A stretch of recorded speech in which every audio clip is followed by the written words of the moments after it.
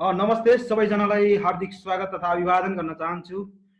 विश्वमा महामारीको रूपमा फैलिरहेको यो कोरोना भाइरसले गर्दा बन्दबन्दीको समयको सदुपयोग गर्दै हामीले निरन्तर रूपमा यो जुम संवाद चलाइरहेका छौँ। जुम संवादको आज 16औं सेसनमा आइपुगेका छौँ।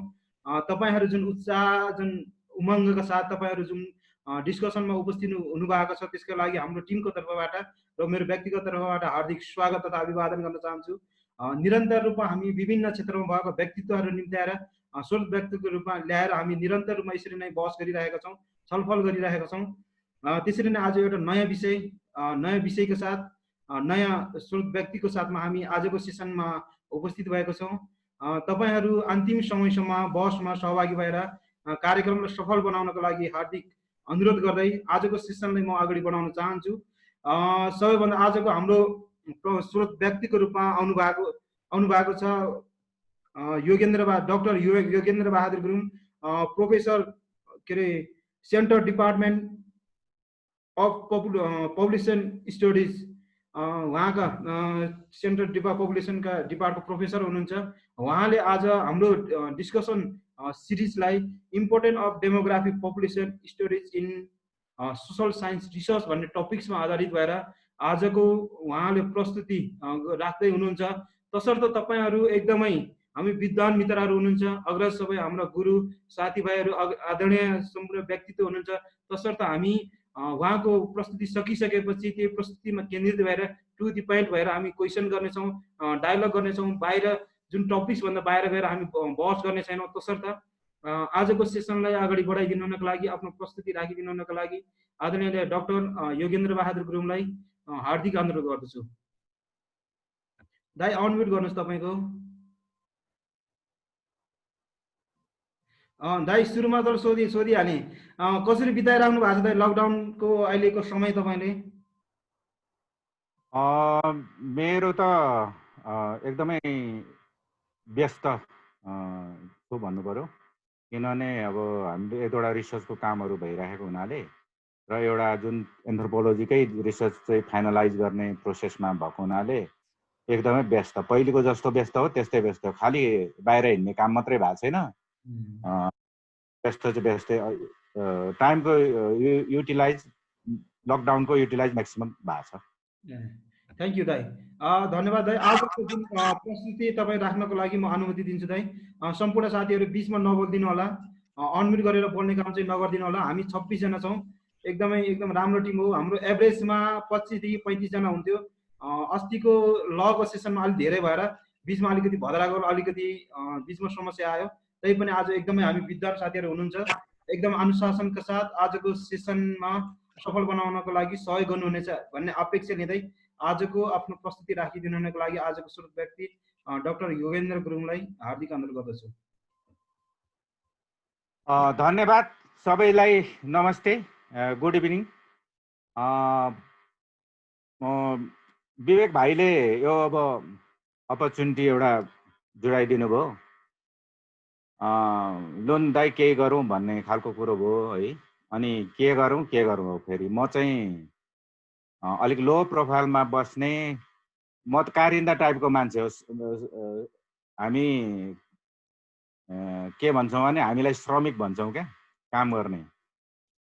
अनि नेता भन्दा नि श्रमिक भएको हुनाले लो प्रोफाइलमा काम गर्ने, अनि धेरै पब्लिसाइज पनि नगर्ने, पब्लिसिटीको काम पनि नगर्ने, अनि भाषण भूषण पनि नगर्ने खालको परे। अनि के गर्ने हो, अब त्यो धेरै कुराहरू, त्यो चाहिने नचाहिने कुराहरू भन्न त सकिँदैन। के गर्ने अब भन्दाखेरि मैले के सोचेँ भनेदेखि खास गरिकन अब मेरो आफ्नो विषयवस्तु नै पढाउँ कि क्या हो भन्ने लाग्यो क्या मलाई। त्यो चाहिँ के हो भने यहाँ लार्जली जो पार्टिसिपेन्टहरू हुनुहुन्छ पपुलेसन बाहेकै आउनुहुन्छ भन्ने मैले बुझेँ। र त्यसमा पनि बढी सोसियोलोजी एन्थ्रोपोलोजीको हुनुहुन्छ होला भन्ने लाग्यो। त्यसले गर्दाखेरि यो हाम्रो विषय चाहिँ भर्चुअली भन्नु पर्दाखेरि सोसियोलोजी एन्थ्रोपोलोजी कोही भन्दा नि हुन्छ क्या। त्यो भएको हुनाले त्यसको महत्त्व खास गरिकन अब पपुलेसन स्टडिज भनेको के हो, हामी चाहिँ सिनोनिमसली लिन्छौँ डेमोग्राफी र पपुलेसन स्टडिज, तर there are some of different, होइन, in scoping, in meaning, in definition छ। त्यो कुराहरू पनि म भन्छु। र डेमोग्राफी नै के हो भन्ने कुरो सबैले बुझ्नुभयो भने तपाईँहरूको आफ्नो क्षेत्र, आफ्नो डिसिप्लिनमा पनि उत्तिकै काम लाग्ने र यो विषय चाहिँ तपाईँको मा पनि कतिपय अब जो पढ्दै हुनुहुन्छ फर्दर हायर एजुकेसनमा अरू पनि स्टेपहरू बाँकी छ, उहाँहरूलाई एउटा पनि हाम्रो पपुलेसन डिपार्टमेन्टको एउटा पनि एउटा वान अफ दि भनौँ न पोटेन्सियल डिपार्टमेन्ट हो भन्नलाई एउटा कता कता अप्रत्यक्ष रूपमा विज्ञापन पनि जस्तो भयो भन्ने हिसाबले त्योभन्दा पनि इम्पोर्टेन्ट चाहिँ यहाँहरूलाई रिसर्चको विषयमा भोलि स्टडी गर्नु पर्यो अथवा रिसर्च गर्नु पर्यो, थेसिस लेख्नु पर्यो भनेदेखि यो विषय चाहिँ एकदमै राम्रो विषय हो। पपुलेसन भन्ने विषय चाहिँ एकदम एट्र्याक्टिभ विषय हो, सबैले मन पराउँछन्, सबै विषयले मन पराउँछन्। मन पराउने कारण पनि के हो भनेदेखि यसको खास विशेषताहरू छ, खास मेथडहरू छ। त्यो मेथड चाहिँ सबैले युज गर्न सक्छ क्या। त्यो हिसाबले एन्थ्रोपोलोजीले युज गर्न सक्छ, सोसियोलोजी त सोसियोलोजी नै भइहाल्यो, इकोनोमिक्स, जियोग्राफी, हिस्ट्री, कल्चर सबैले गर्न सक्छ। त्यो भएको हुनाले सबैलाई काम पनि लाग्छ। फोन आएर नि, सबैलाई काम पनि लाग्छ। र अर्को हाम्रो विषयको अलिकति वाइडर उसमा हामीले केही न केही जानकारी दिन सकिन्छ भन्ने पनि कुरा हो। त्यो हिसाबले मैले के गरेँ भनेदेखि अझै यसलाई मैले त स्लाइड नै बनाएँ। अब त्यो भनेपछि अलिकति विषय यो हाम्रो विषय पढाउने नै हिसाबले मैले जाँदाखेरि मैले स्लाइड नै बनाएँ, केही स्लाइडहरू बनाएँ है। र त्यो स्लाइडकै आधारमा म यहाँहरूसँग कुरा राख्छु र 10-12 स्लाइड छ, त्यसपछि हामी छलफल पनि गर्न सक्छौँ। त्यसरी म प्रस्तुत गर्छु। अब सुरु गरौँ है त। र पहिले चाहिँ म यसमा के गर्छु भनेदेखि के हो डेमोग्राफी भनेको के हो र पपुलेसन स्टडिज भनेको के हो भन्ने कुरो अलिकति प्रकाश पार्छु म। त्यसपछि यो तपाईको ग्लोबल कन्सर्नमा यो डेमोग्राफी र पपुलेसन स्टडिज चाहिँ एउटा ग्लोबल इस्युको रूपमा कसरी आयो, कहाँबाट सुरु भएर कसरी आइपुग्यो भन्ने कुराहरू सुरु गर्छु। अनि त्यसपछि अहिलेको सिनारियो डेमोग्राफीको तपाईको हट एजेन्डा के हो भन्ने कुराहरू गर्छु। र यो चाहिँ जस्तो अब अनि त्यसपछि एन्थ्रोपोलोजी अरू विभिन्न विषयसँग यसको सम्बन्धहरूको बारेमा धेरै गहिरिएर म जान्न, धेरै त्यसो डुबेर जान, किनभने विषयअनुसार थाहा पनि हुँदैन। त्यो भएको हुनाले केही कुराहरू हामी त्यसमा छलफल गर्छौँ, केही म यहाँ प्रस्तुत गर्छु। त्यसरी सुरु गरौँ। खास गरिकन 3वटा उसमा खण्डमा त्यसरी सुरु गर्छौँ। अब त्यसरी सुरु गर्दाखेरि अब म के गर्छु भनेदेखि स्लाइडबाटै सुरु गर्छु।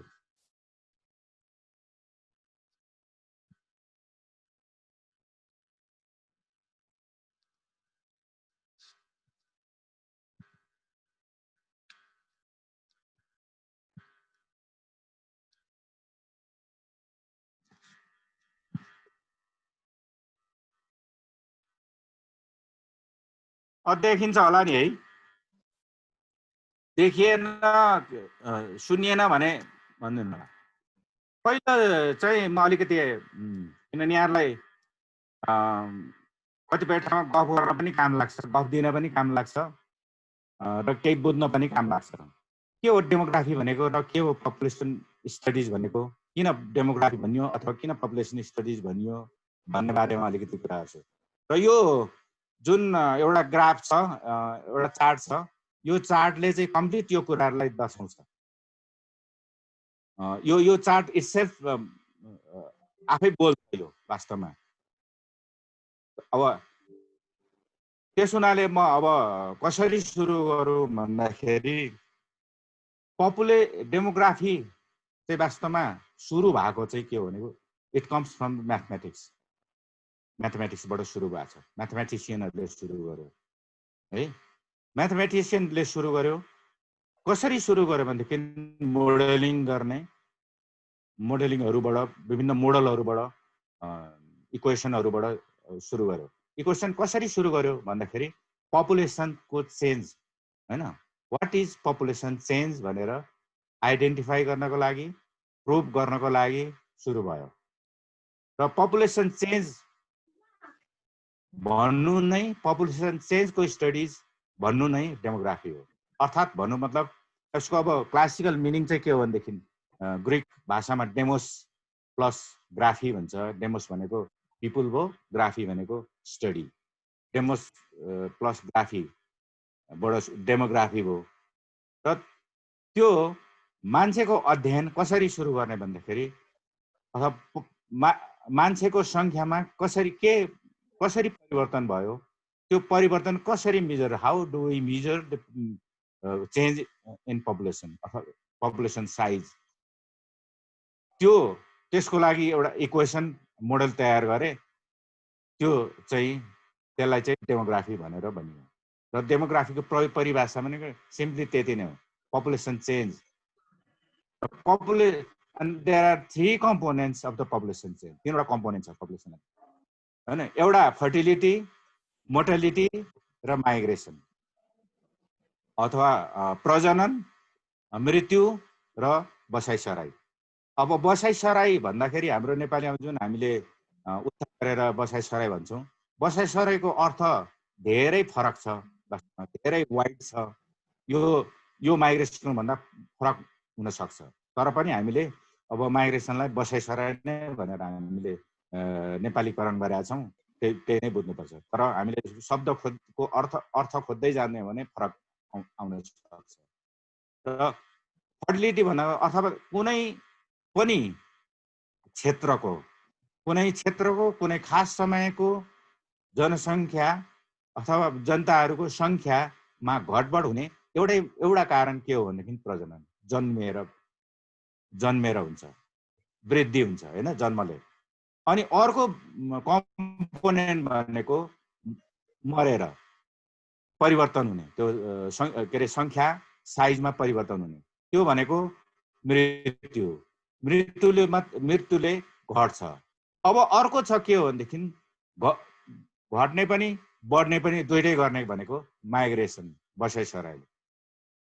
अर्को देशबाट अथवा अर्को जिल्लाबाट अथवा अर्को क्षेत्रबाट आयो भने बढ्यो, अनि त्यसबाट त्यो ठाउँको, त्यो क्षेत्रको, त्यो जिल्लाको अर्को जिल्ला अर्को ठाउँमा गयो भने घट्यो।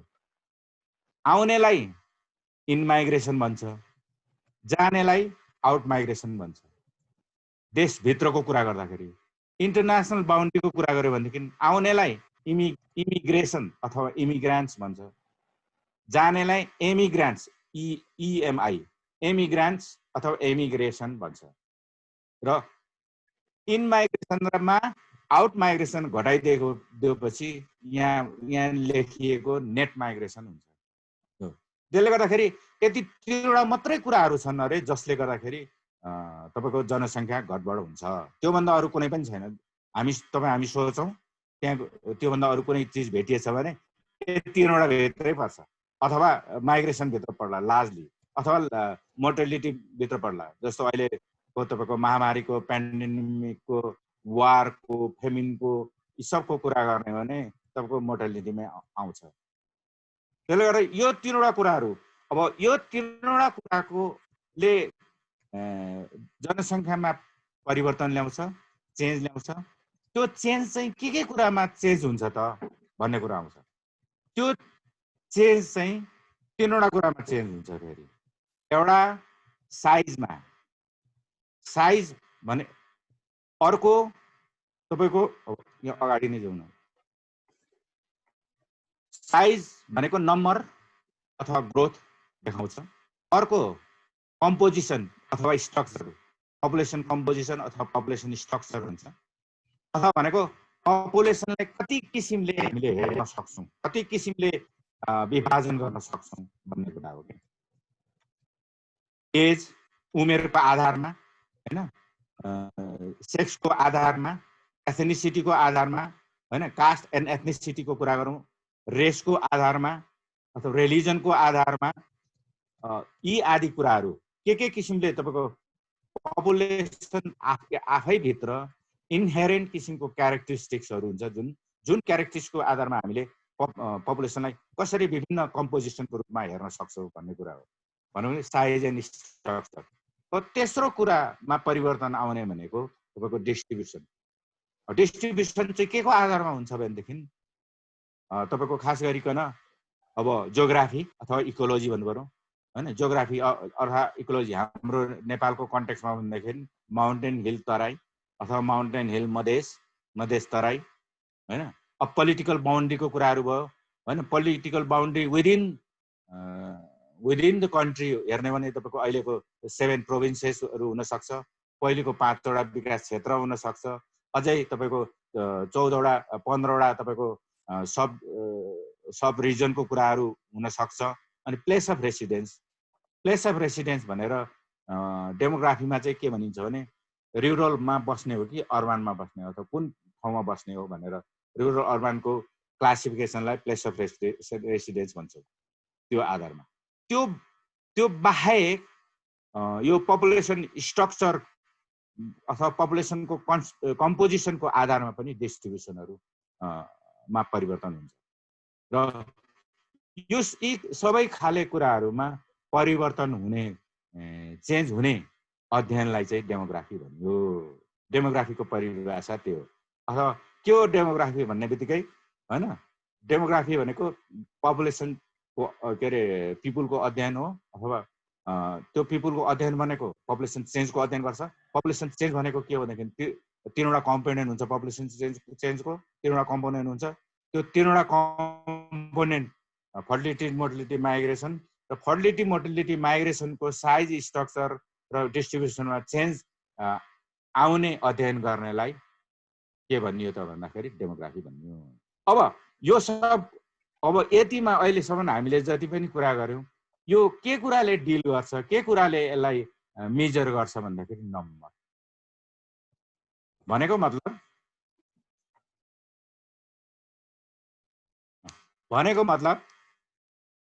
Demography is number. अथवा डेमोग्राफीले के को कुरा गर्छ भन्दाखेरि नम्बरको कुरा गर्छ। भनेपछि हामी नम्बरसम्म मात्रै छौँ है। अहिले यहाँ के क्लिक अरू थपिएको हो, नम्बरको कुरा छ। अब यहाँसम्म आउँदाखेरि अब नम्बरको कुरा भयो। अब त्यही अघिको मैले चार्टमा फर्केँ भने मतलब यो पपुलेसन चेन्ज र फर्टिलिटी, मोर्टालिटी यो साइडमा मात्र हेऱ्यौँ भनेदेखि हामीले हेऱ्यौँ भनेदेखि के भने दिस इज कल्ड डेमोग्राफी। अनि डेमोग्राफी भनेको जस्तो डेमोग्राफीको परिभाषा विभिन्न किसिमले गर्छ। न्यारो सेन्स र वाइडर सेन्सको कुराहरू गर्छ, फर्मल र इन्फर्मलको कुरा गर्छ। अब यो डेमोग्राफी भनेको चाहिँ न्यारो सेन्सको डेफिनेसन हो एउटा, अर्को फर्मल डेमोग्राफीको डेफिनेसन हो यसलाई, अथवा डेमोग्राफीको डेफिनेसन हो। डेमोग्राफिक प्योरली डेमोग्राफिक एसेसको डेफिनेसन हो। अब योभन्दा हामी अलिकति अगाडि बढौँ। अगाडि बढ्दाखेरि म कसरी सुरु गर्छु भनेदेखि हाम्रो त्रिभुवन युनिभर्सिटीको डिपार्टमेन्टको नाम central department of population studies छ, हैन। भलै अब यो डेमोग्राफिक डिपार्टमेन्ट पनि भन्छन् भन्न चाहिँ, तर यो चाहिँ पपुलेसन स्टडिज डिपार्टमेन्ट हो, central department of population studies. किन सेन्ट्रल डिपार्टमेन्ट अफ डेमोग्राफी नभएर central department of population studies भनियो भन्ने कुरो हुन्छ। अब पपुलेसन स्टडिजको डेफिनेसन भनेको अथवा वाट इज पपुलेसन स्टडिज भनेको दिस इज, हैन, the definition of population studies is much more wider than the definition of demography. And the scope of population studies is much more wider than the scope of demography. अब यस पछाडि यहाँ एउटा black box छ नि, ठुलो तपाईको black box तपाईहरुले हेरिराख्नु भएको छ। ब्ल्याक बक्स कोट अनि of all social, economic, cultural, biological, psychological, etc. factors. यो यति मात्र हैन, यो भन्दा बढी पनि हुन सक्छ। Social, economic, cultural, biological, psychological factors. अब यो चाहिँ कसरी लिंक हुन्छ भन्दाखेरि यहाँ जस्तो एरो छ, टु वे एरो छ। यो पपुलेसन चेन्जमा फर्टिलिटी, मोर्टालिटी र नेट माइग्रेसनमा हुने परिवर्तनले गर्दाखेरि पपुलेसन चेन्ज आउँछ। तर फर्टिलिटीमा पनि तलमाथि हुन्छ, चेन्ज आउँछ नि त, भेरिएसन आउँछ नि। र मोर्टालिटीमा पनि चेन्ज आउँछ, समय अनुसार चेन्ज आउँछ, ठाउँ अनुसार फरक हुन्छ र माइग्रेसनमा नि फरक हुन्छ। त्यो फरक चाहिँ के को कारणले हुन्छ भन्दाखेरि these are the factors, हैन, social, economic, cultural, all these factors that affect, हैन, the change in fertility, that affect the change in mortality, that affect change in migration. अब all अथवा यो सबै सोशियो इकोनोमिक फ्याक्टरहरु जुन छन्, सोशियो इकोनोमिक कुराहरु जुन छन्, विकासको कुराहरु जुन छन्, त्यो कुराहरुले गर्दाखेरि पनि फर्टिलिटी हाई हुने लो हुने हुन्छ। त्यो कुराले गर्दाखेरि मोर्टालिटी हाई हुने लो हुने गर्छ हुन्छ, माइग्रेसन पनि हाई हुने लो हुने गर्छ। हो, त्यसको त्यो समेतको अध्ययनलाई चाहिँ पपुलेसन स्टडीज भन्छ, which is sociology virtually, sociology. अब म सोशियोलोजी, म पपुलेसनकोले त्यसो नभन्नु पर्ने, तर म किन भन्छु नि, पपुलेसन स्टडीज भनेको भर्चुअली सोशियोलोजी हो। जस्तो यहाँको सोशियोलोजी डिपार्टमेन्ट अन्तर्गत पनि हुन सक्थ्यो होला। जस्तो ग्लोबली हेर्नु भने धेरै जसो युनिभर्सिटीहरुमा, बाहिरको युनिभर्सिटीहरुमा सोशियोलोजी अन्तर्गत एउटा विङको रूपमा डेमोग्राफी हुन्छ र कतिपय ठाउँमा इकोनोमिक्सको अन्तर्गतमा हुन्छ। पहिले जस्तो म्याथमेटिक्स स्ट्याटिस्टिक्समा थियो, अहिले पछि आएर सोशल साइन्समा धेरै आयो। कतिपय ठाउँमा हेर्नुस् तपाईको अहिले त लार्जली तपाईको हेल्थ साइन्सले लगिदिसक्यो सबै। पपुलेसनको झन्डै माइग्रेसन बाहेक सबै कुराहरु हेल्थ साइन्सले लगिदियो, हेल्थ साइन्स, मेडिकल साइन्सले लगिदिसकेको छ। त्यो स्थिति छ। अथवा तर त्यहाँ पनि डेमोग्राफरै चाहिन्छ, अथवा सोशियोलोजी हुनु पर्यो भने डेमोग्राफर नै चाहियो, एन्थ्रोपोलोजीमा नि डेमोग्राफरै चाहियो, जियोग्राफीमा छ भने त्यो पनि डेमोग्राफरै भयो, यसरी जान्छ। तर त्यसैले गर्दाखेरि यो चाहिँ this is more like interdisciplinary subject itself is interdisciplinary. त्यो भएको हुनाले पनि यो इन्ट्रेस्टिङ छ, त्यो यो पपुलेसन भन्ने विषय। अब यो कुराहरु मैले गर्छु। अब अघि हामी डेमोग्राफी सम्म हुँदाखेरि नम्बर्समा थियौं। अब के भन्दा अल सोशियो इकोनोमिक फ्याक्टर्सको कुरा गर्ने बित्तिकै अब के आयो त? पिपलको कुरा आयो। This is more towards people centred definition. People centred definition आयो। किनभने नम्बरबाट पिपल, अझै यो पनि तपाईको नम्बर डोमिनेटेड पिपलको कुरा हो।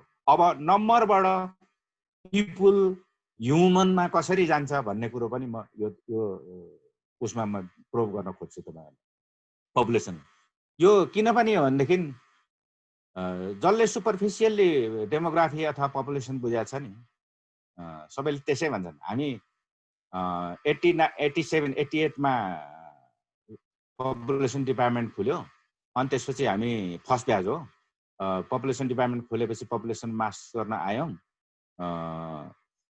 मास्टर गर्न आउँदाखेरि हामीलाई साथीहरूले अरूले भन्थे यो पपुलेसन भन्ने विषय नि पढ्ने विषय हो, त्यो कुनै विषय हुन्छ, त्यो त फ्यामिली प्लानिङको कुरा त हो नि। पपुलेसनको ट्रेन्ड के हो रहेछ भन्ने त्यति त हो नि, त्यो चाहिँ सबैले गरिहाल्छ नि, किन पपुलेसन भनेर पढ्नु पर्यो भनेर भन्थे क्या। अनि अब सुरुमा त हो कि क्या हो जस्तो पनि लाग्थ्यो, अनि पछि हुँदै हुँदै बुझ्दै जाँदाखेरि अलिक त्यो चाहिँ के भने सुपरफिसियल्ली बुझेको कुराहरू रहेछ भन्ने खालको कुरा। र अझै तपाईँको विभिन्न डिसिप्लिनको अब लिट्रेचरहरू हेर्नुपर्छ तपाईँको, होइन? हिस्ट्रीमा उत्तिकै हुन्छ तपाईँको, पोलिटिक्समा हुँदैन, पोलिटिकल डेमोग्राफी पोलिटिक्समा उत्तिकै छ, मेडिकल डेमोग्राफी मेडिकलमा उत्तिकै छ, हेल्थमा उत्तिकै छ, एन्थ्रोपोलोजिकल डेमोग्राफीको तपाईँको लिट्रेचरहरू उत्तिकै छ। अब त्यो बुझ्दै जाँदाखेरि होइन होइन, यो this can be like stand alone discipline एउटा कुरो। अर्को दिस इज तपाईँको इन्टरडिसिप्लिनरी डिसिप्लिन, र सबैको हुनसक्छ, सबैसँग काम गर्न सक्छ, र छुट्टै पनि हुनसक्छ।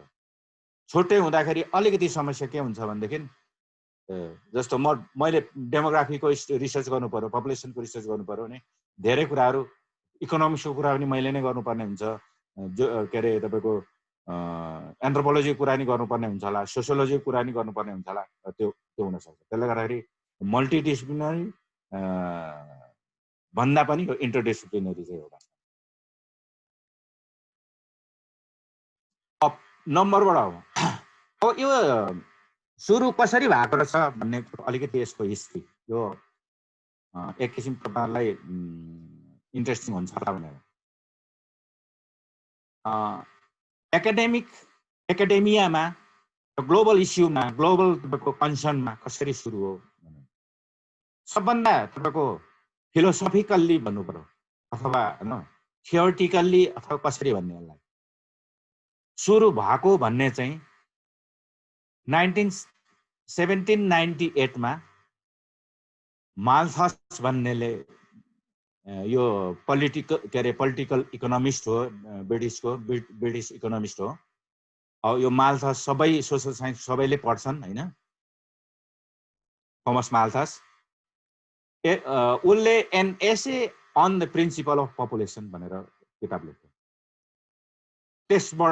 त्यसपछि पपुलेसन भन्ने वास्तवमा बाई डिसिप्लिन अथवा सुरु भयो, बाई कन्सर्न, बाई एजेन्डा तपाईँको सुरु भयो। त्योभन्दा अगाडिसम्म पपुलेसन अब को कुराहरू गरिन्थ्यो, प्लेटो एरिस्टोटल त्यतातिर पनि भएको छ थोर बहुत होइन, राज्यसँग सम्बन्धित भएर। तर पुरै तपाईँको पपुलेसनको बारेमा डिटेलमा डेप्थमा यो कुराहरू भएको थिएन, र कसैले केही कुराहरू त्यो किसिमले उठाएको पनि थिएन भन्छन्। र जब माल्थसले यो लेखिदियो, त्यो लेखिदिएपछि भरमार विद्वानहरू, फिलोसफरहरू उसको पछाडि लागे। कसरी लागे भन्दाखेरि उसको क्रिटिसाइजमा लागे बढी, उसको समर्थनमा भन्दा उसको क्रिटिसिजममा चाहिँ बढी तपाईँको किताबहरू लेखियो, आर्टिकलहरू लेखियो, तपाईँको भाषणहरू गरियो, त्यो भयो। र उसको चाहिँ मेन तपाईँको प्रिन्सिपल चाहिँ के हो भनेदेखि, यहाँले सुन्नुभयो होला, त्यो पढिसक्नु भयो भने, तपाईँको पपुलेसन चाहिँ मान्छेको जनसङ्ख्या चाहिँ लिनियर स्केलमा इन्क्रिज हुन्छ, लिनियर ग्रोथमा इन्क्रिज हुन्छ। भनेको मतलब एकजना भएपछि 2 जना भयो, 3 जना, 4 जना, 5 जना हुँदै हुँदै जान्छ। तर होइन सरी, पपुलेसनको इन्क्रिज चाहिँ एक्सपोनेन्सियल ग्रोथबाट हुन्छ, र रिसोर्सको ग्रोथ, अन्न पानी रिसोर्सको ग्रोथ चाहिँ लिनियरमा हुन्छ। एक्सपोनेन्सियल हुँदाखेरि चाहिँ तपाईँको ब्याजको स्याज जुन भन्छ नि हामी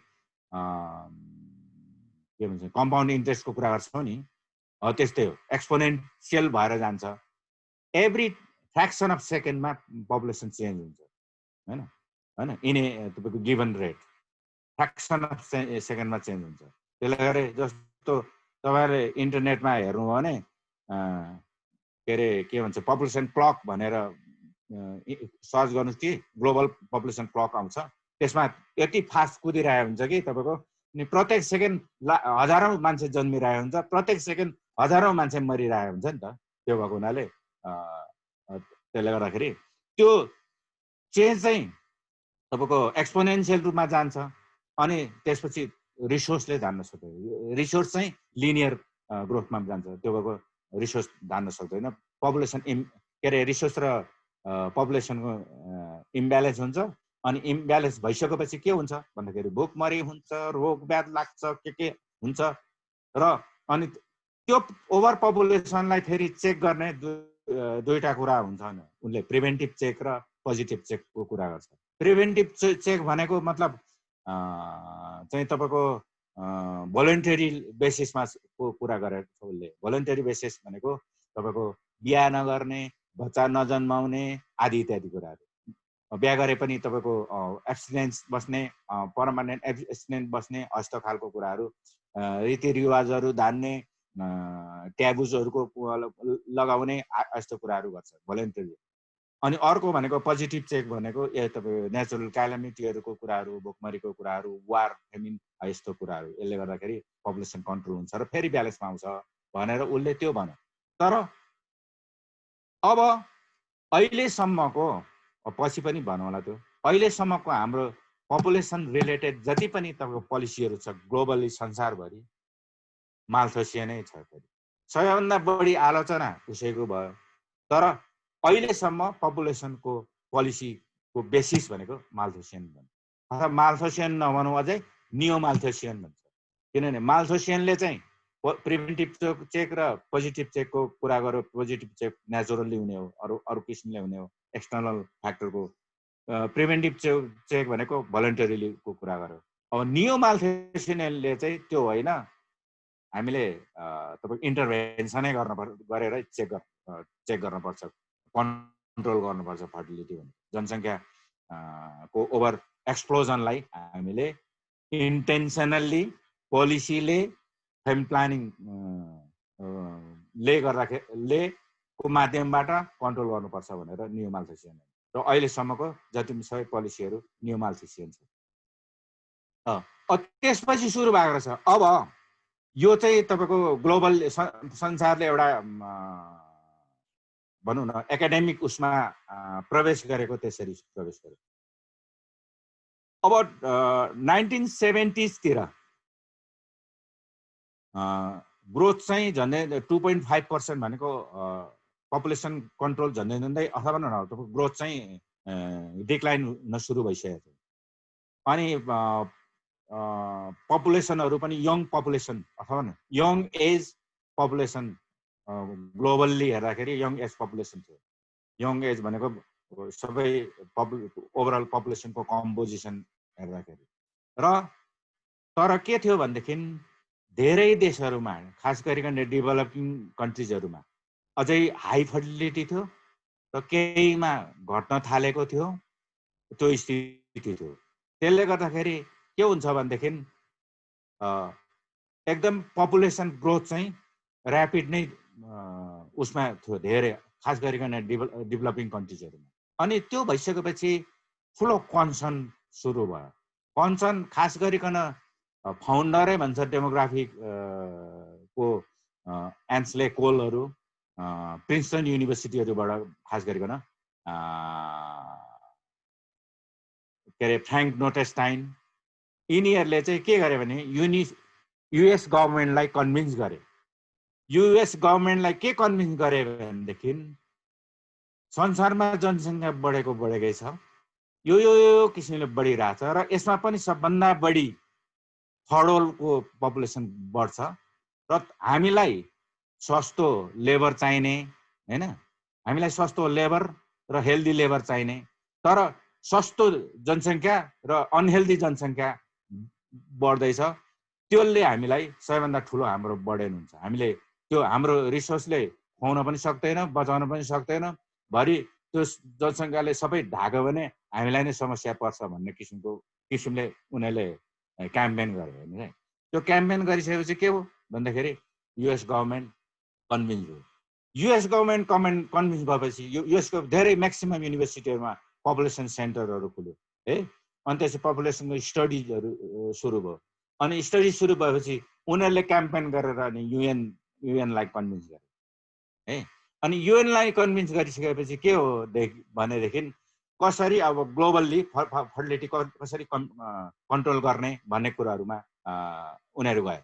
अनि कन्ट्रोल गर्नको लागि त विभिन्न किसिमको स्ट्राटेजी पोलिसीहरू ल्याउनु पर्यो। त्यसपछि त्यसको लागि के भने ग्लोबल फोरम तयार गर्नु पर्यो। अनि ग्लोबल फोरम तयार गर्नको लागि ग्लोबल अथवा वर्ल्ड पपुलेसन कन्फरेन्स अथवा इन्टरनेसनल पपुलेसन कन्फरेन्स भनेर IUSFले गर्ने चाहिँ त्यो रेगुलरली गर्छ। र वर्ल्ड पपुलेसन कन्फरेन्स त्यो चाहिँ एकदम के भन्नु त्यसलाई चाहिँ यस्तो त्यो माइलस्टोन टाइपको कन्फरेन्स 3वटा कन्फरेन्स भएछ। त्यसपछि पहिलो 1974 मा भयो, जसलाई बुखारेस्ट कन्फरेन्स भन्छ, हङ्गेरीको होला बुखारेस्ट। अनि त्यसपछि 1984 मा भयो मेक्सिको कन्फरेन्स भयो। त्यसपछि 1994 मा भयो। त्यसपछि त्यो भनेको कायरो कन्फरेन्स हो, इजिप्टको कायरोमा भएको हो।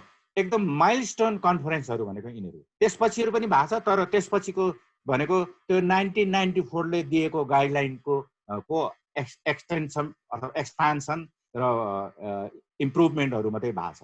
र मेन चाहिँ माइलस्टोन कन्फरेन्सहरू भनेको यो। अब बुखारेस्ट कन्फरेन्समा के भएको रहेछ भन्दाखेरि debate between developed and developing countries, यो अथवा नर्थ र साउथ। नर्थ र साउथ चाहिँ त्यहीँबाट सुरु भएको छ। ठ्याक्कै नर्थ र साउथको कन्सर्न छुट्यो के, छुटेपछि नर्थ र साउथहरू तपाईँको एक किसिमको ग्रुपिजम भयो कन्फरेन्समै। ग्रुपिजम भएर त्यसपछि उनीहरूको बिचमा ठुलो डिबेट भयो। डिबेट के को आधारमा थियो, whether the population is problem or not, population भनेको प्रब्लम हो कि होइन, समस्या हो कि होइन भन्ने कुरोमा डिबेटमा आफ्नो आफ्नो तर्कहरू भयो। अब नर्थले के भन्छ भन्दाखेरि फर्टिलिटी कन्ट्रोल गर्न पर्यो भन्छ। फर्टिलिटी कन्ट्रोल कसरी गर्ने भन्दाखेरि फेम प्लानिङ प्रोग्राम गर्नु पर्यो। र family planning programme is the best check of the population control and thereby socio economic development. र पपुलेसन कन्ट्रोल गरिसकेपछि मात्रै देश विकास हुन्छ, उन्नति हुन्छ, सोसियो इकोनोमिक डेभलपमेन्ट हुन्छ। त्यसले गर्दाखेरि पहिलो फर्स्ट एन्ड फरमोस्ट चाहिँ पपुलेसन कन्ट्रोल नै हो। त्यसको लागि फर्टिलिटी कन्ट्रोल गर्नु पर्यो। फर्टिलिटी कन्ट्रोल भनेको तपाईँको फेम प्लानिङ प्रोग्राम हो भनेर भन्यो। अनि त्यो अब साउथले के भन्यो, साउथले भेहेमेन्टली त्यसको एगेन्स्टमा गयो। अब साउथमा दुईवटा तपाईँको खास गरिकन इन्डिया र चाइनाको कुरा छ। इन्डियाले के भनेको छ भन्दाखेरि development is the best contraceptive, विकास नै सबैभन्दा उत्तम कन्ट्रासेप्टिभ हो। त्यसले गर्दाखेरि विकास गरौँ, किन विकास गरेपछि फर्टिलिटी आफै कन्ट्रोल हुन्छ, तपाईँको जनसङ्ख्या आफै कन्ट्रोल हुन्छ, किन तपाईँको फेम प्लानिङतिर जाने भन्ने खालको कुराहरू गर्यो। अनि अब चाइनाले चाहिँ के भनेको छ भनेदेखि future of the mankind is bright. चाइनाको पहिलेको तपाईँको स्टेटमेन्टहरू यस्तै हुन्छ नि, यो एकदम कस्तो खालको हो भने सिधै एगेन्स्टमा नि जाँदैन, सिधै आफ्नो कुरा प्लिट पनि गरेन। The future of the mankind is bright. अब यही नोसनमा तपाईँको मार्क्सले पनि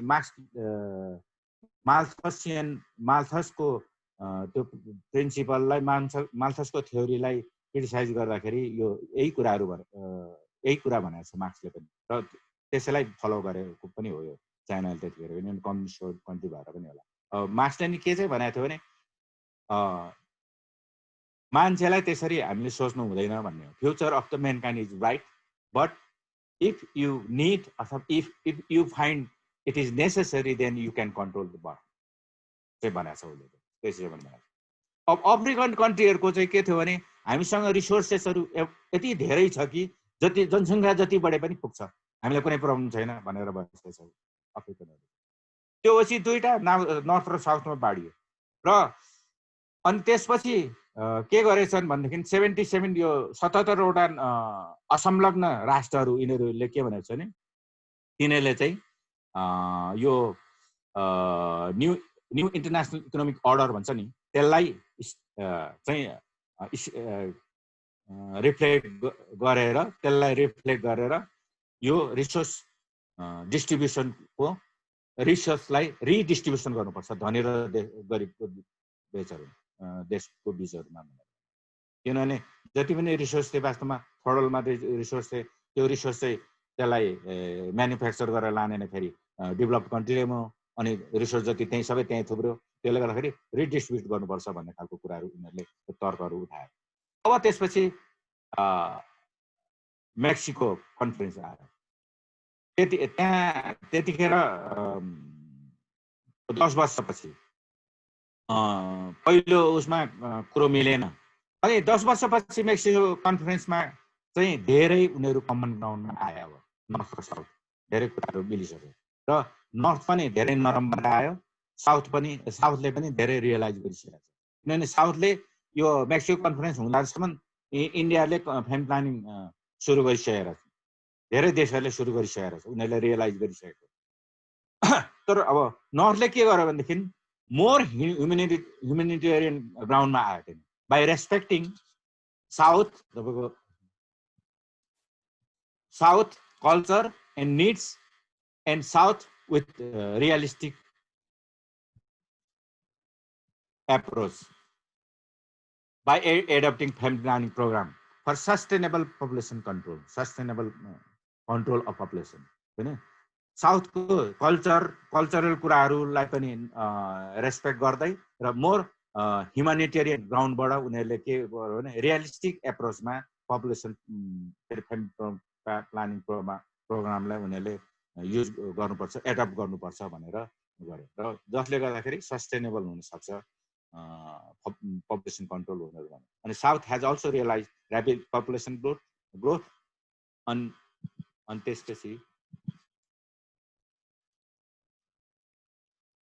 अनि त्यसपछि यो खालको म्याक्रो सोसियो इकोनोमिक पोलिसीहरू प्रोग्रामहरूमा अब सस्टेनेबल तपाईँको डेभलपमेन्ट आइडियाको सस्टेनेबल डेभलपमेन्ट प्रिन्सिपलको रूपमा उनीहरूले एडप्ट गर्ने भनेर उनीहरूले रियलाइजेसन गरे र सस्टेनेबलमा खास गरी सस्टेनेबल डेभलपमेन्ट एप्रोच भनेको तपाईँको डेभलपमेन्टलाई इन्भाइरोमेन्टसँग रिलेट गर्ने खालको कुराहरू। अनि त्यो भएपछि के भन्यो population, poverty, patterns of production and consumption and the environment are now so intercorrelated. भएपछि environment को इस्युहरू, sustainable development को इस्युहरू अब त्यसपछि सुरु भयो population development मा। अब नम्बर 2 people को डिबेट यो हो के। अब त्यसपछि कायरो कन्फरेन्स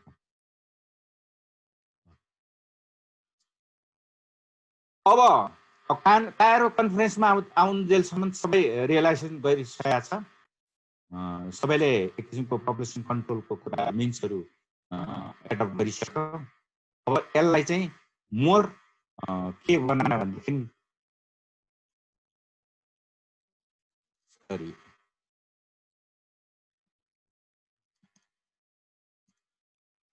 ठिक छ।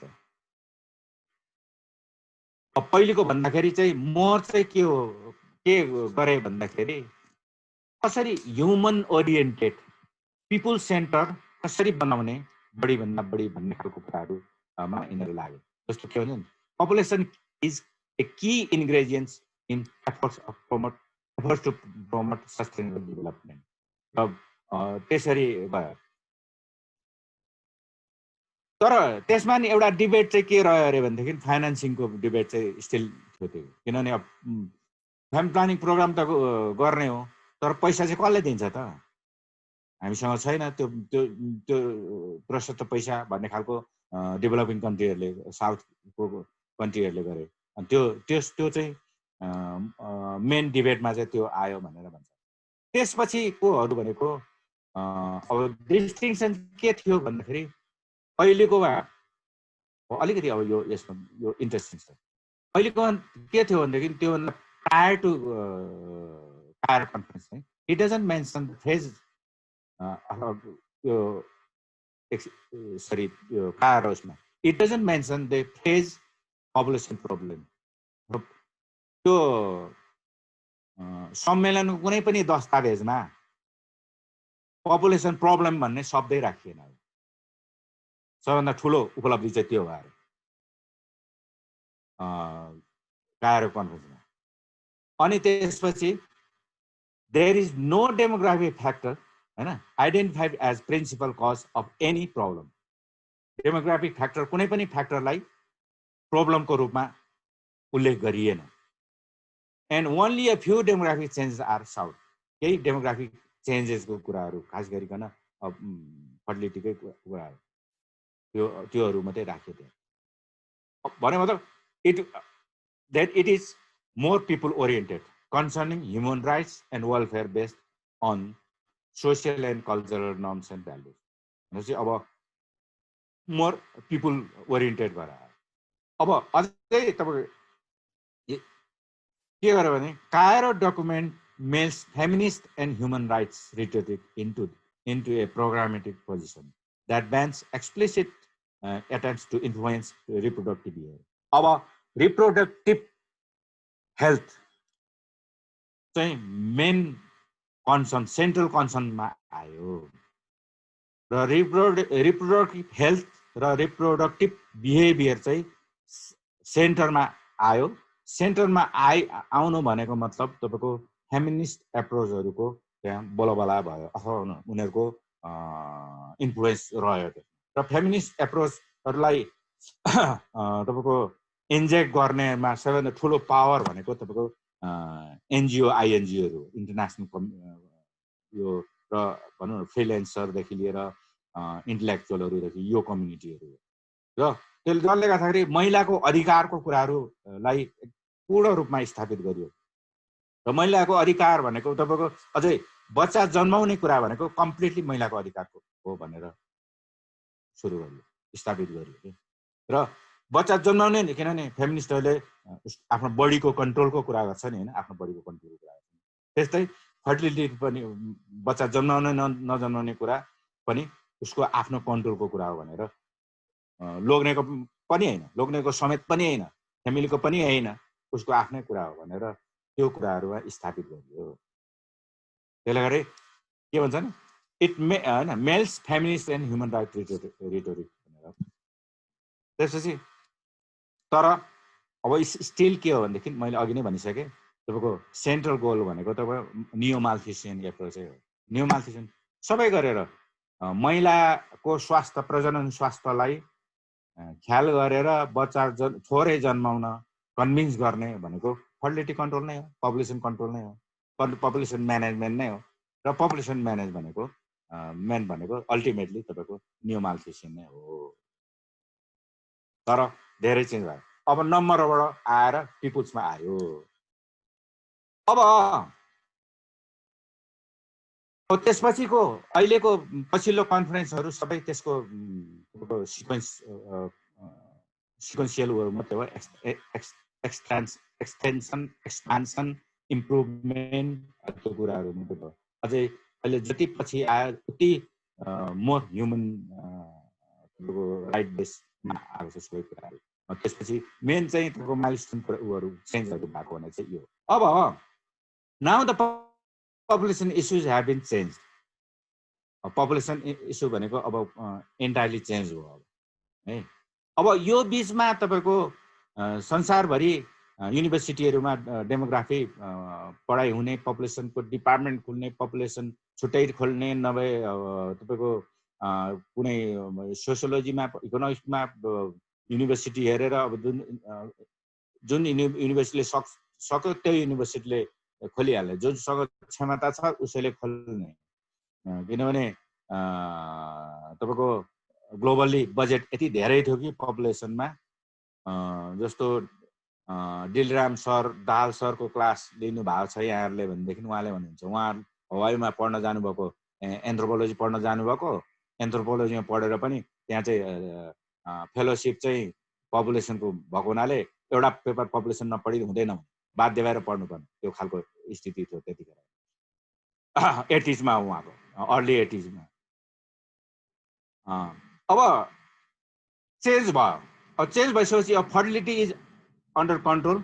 जस्तो अझै अहिलेको कुरा गऱ्यो भने अहिले 2019 को प्रोजेक्टेड वर्ल्डको टोटल फर्टिलिटी भनेको 2.4 छ। सबैभन्दा हाइएस्ट नाइजर भन्ने ठाउँमा रहेछ 7 छ, नेपालमा 2 छ। 2 भनेको बिलो रिप्लेसमेन्ट लेभल हो। रिप्लेसमेन्ट लेभल भनेको को फर्टिलिटी भनेको 2.1 हुन्छ।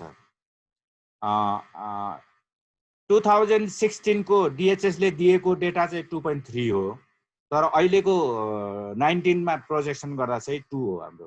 अथवा एउटा फ्यामिलीले, एउटा कपलले 2 जना बच्चा जन्माउँछन् भन्ने यो भनेको।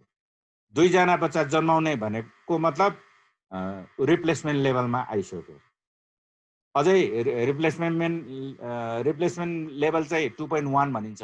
0.1 चाहिँ त्यो एररको लागि हो, किनभने हाई इन्फेन्ट मोर्टालिटीहरू हुन्छ। त्यो भएको हुनाले इन्फेन्ट मोर्टालिटीहरूलाई एडजस्ट गर्नको लागि त्यो 2.1 भनिएको हो, तर रियलमा चाहिँ 2 हो।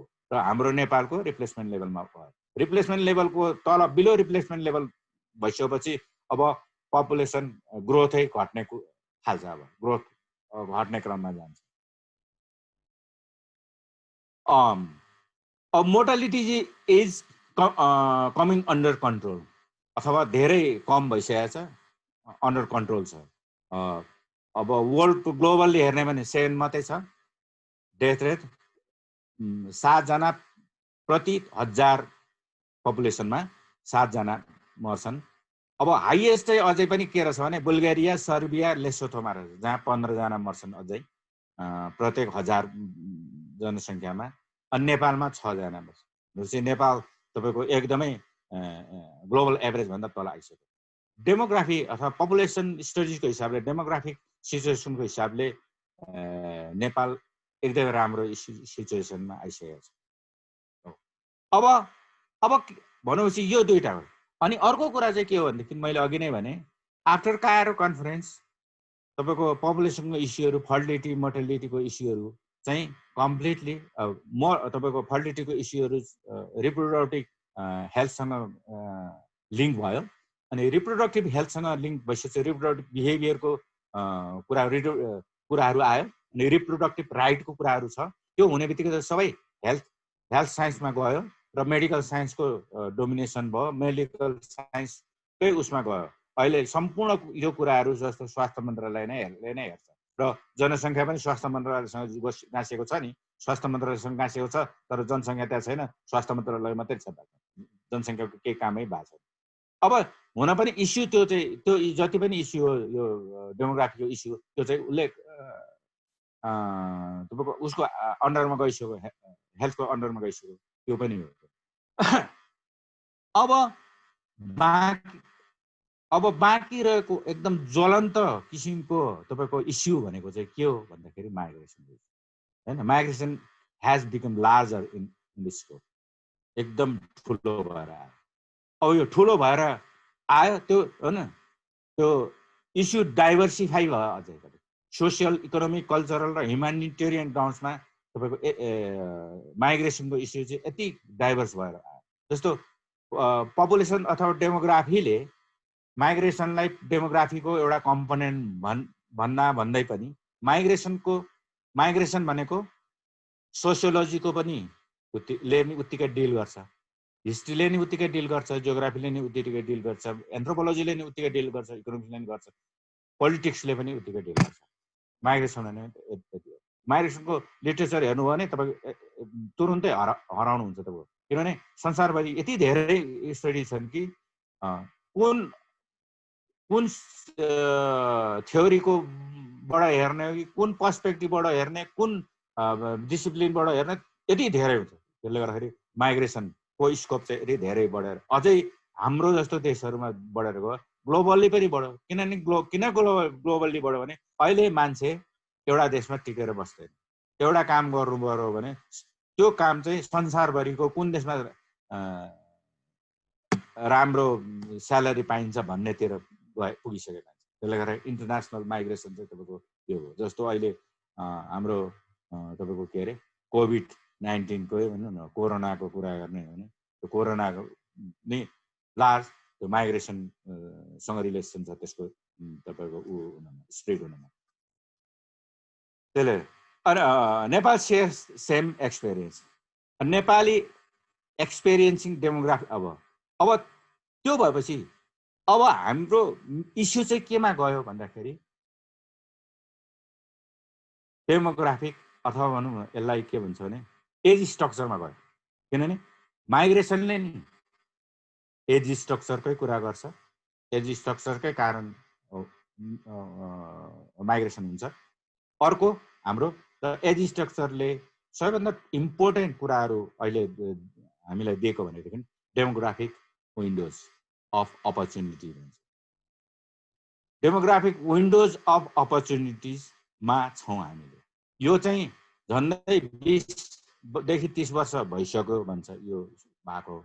अब एउटा यो खालको विन्डोज अफ अपर्च्युनिटी चाहिँ 30 देखि 40 वर्ष रहन्छ भन्छ, तर वास्तवमा 30 देखि 40 होइन 60 वर्षसम्म रहन्छ टेन्टेटिभली हेर्ने हो भने। र यसलाई लिङ्गरिङ गराउन पनि थोर बहुत सकिन्छ, किनभने एज स्ट्रक्चरलाई चेन्ज गर्ने कन्ट्रोल गर्ने खालको पोलिसीहरू आयो भने त्यो भयो भने। तर त्यो त हाम्रो जस्तो देशमा त हुँदैन, किनभने तपाईँ पोलिसी पनि एफिसियन्ट हुनु पर्यो, स्ट्राटेजी प्रोग्रामहरू एफिसियन्ट हुनु पर्यो, अनि इम्प्लिमेन्टेसन पनि त्यही किसिमको एफिसियन्ट हुनु पर्यो। हाम्रो त सबै भगवान भरोसाको तपाईँ पपुलेसनको स्ट्रक्चर पनि भगवान भरोसै हुन्छ त, किनभने कुनै पोलिसीले गाइड गर्दैन, पैसा गर्न सक्दैन, यो कुराहरू छ। त्यसैले demographic windows of opportunity we have, but we are not able to attain the demographic डिभिडेन्डको कुरा गर्छ नि, हामीले डिभिडेन्ड चाहिँ एटेन्ड गर्न सकेको छैनौँ साँच्चै भने। डिभिडेन्ड छ, तर जुन रूपमा डिभिडेन्डको कुरा गरिन्छ त्यो चाहिँ एटेन्ड भएको छैन। अब यहाँहरूलाई काम लाग्ला बुझ्नलाई, जेनरल नलेजको लागि, र यो चाहिँ भोलि रिसर्चमा काम लाग्न सक्छ, तपाईँको एन्थ्रोपोलोजिकल रिसर्च थेसिसमा काम लाग्न सक्छ, सोसियोलोजीको रिसर्चमा काम लाग्न सक्छ, इकोनोमिक्समा विभिन्न ठाउँमा काम लाग्न सक्छ। र सरकारले पनि पोलिसी योजनाको प्रत्येक डकुमेन्टमा हेर्नु भनेदेखि डेमोग्राफिक डिभिडेन्ड जसले पनि जस्तो सबैको मुखमा त्यही नै छ अहिले। त्यसले गर्दा यो काम लाग्छ।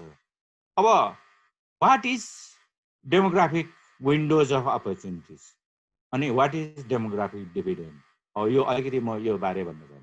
र योभन्दा अगाडि म अझै के भन्छु भने डेमोग्राफिक बोनसको पनि कुरा गर्छु।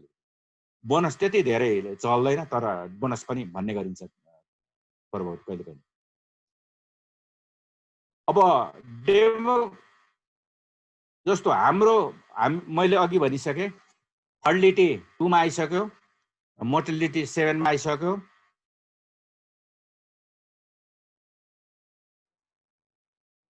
अब यो सिचुएसन आउनलाई भनेको फर्टिलिटी ऱ्यापिडली डिक्लाइन गर्नु पर्यो र मोर्टालिटी पनि डिक्लाइन गर्नु। 90s मा हेर्ने हो भने हाम्रो फर्टिलिटी 4 एबभ 4 छ। 90s को अर्ली 90sतिर हेर्ने हो भने इभन 2001 सम्म पनि 4 कै लगभग छ गरे। त्यसपछि घट्न थाल्यो, 2001 सम्म 4 नै छ। त्यसपछि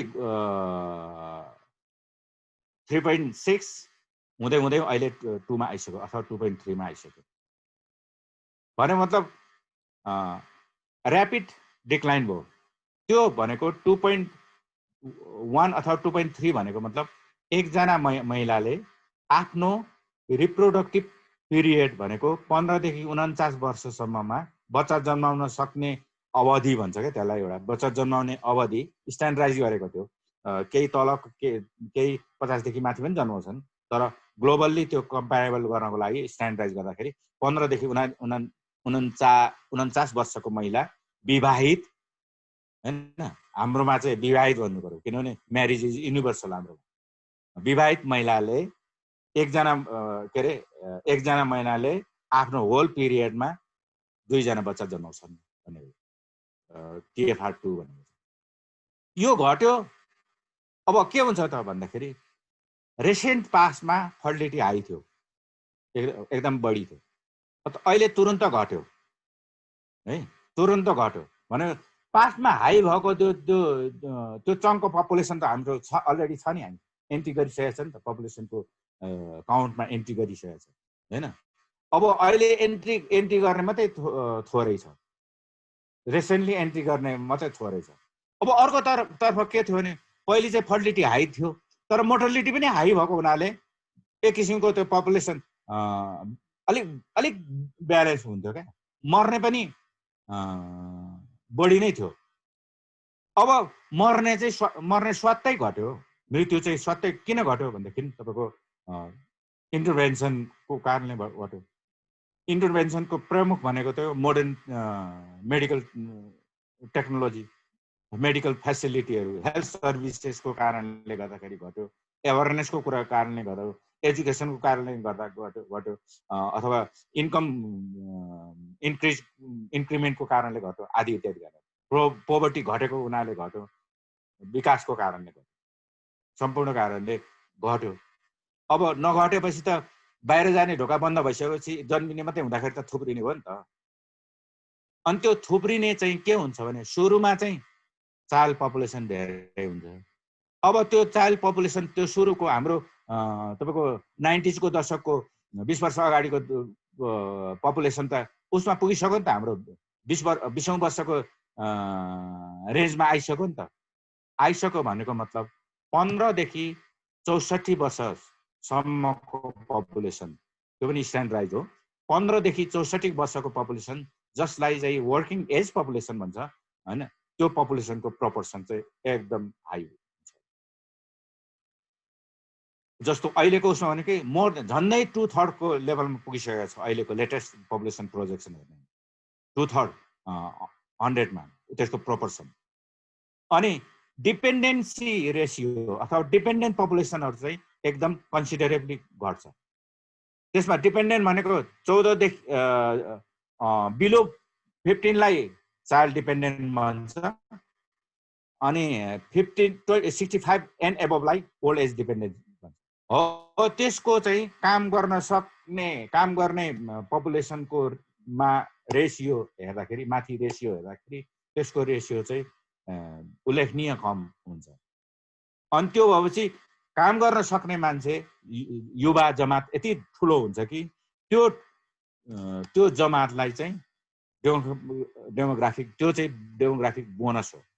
अथवा त्यसलाई डेमोग्राफीको भाषामा भन्ने हो भने डेमोग्राफिक विन्डोज अफ अपर्च्युनिटी त्यसलाई भन्छ।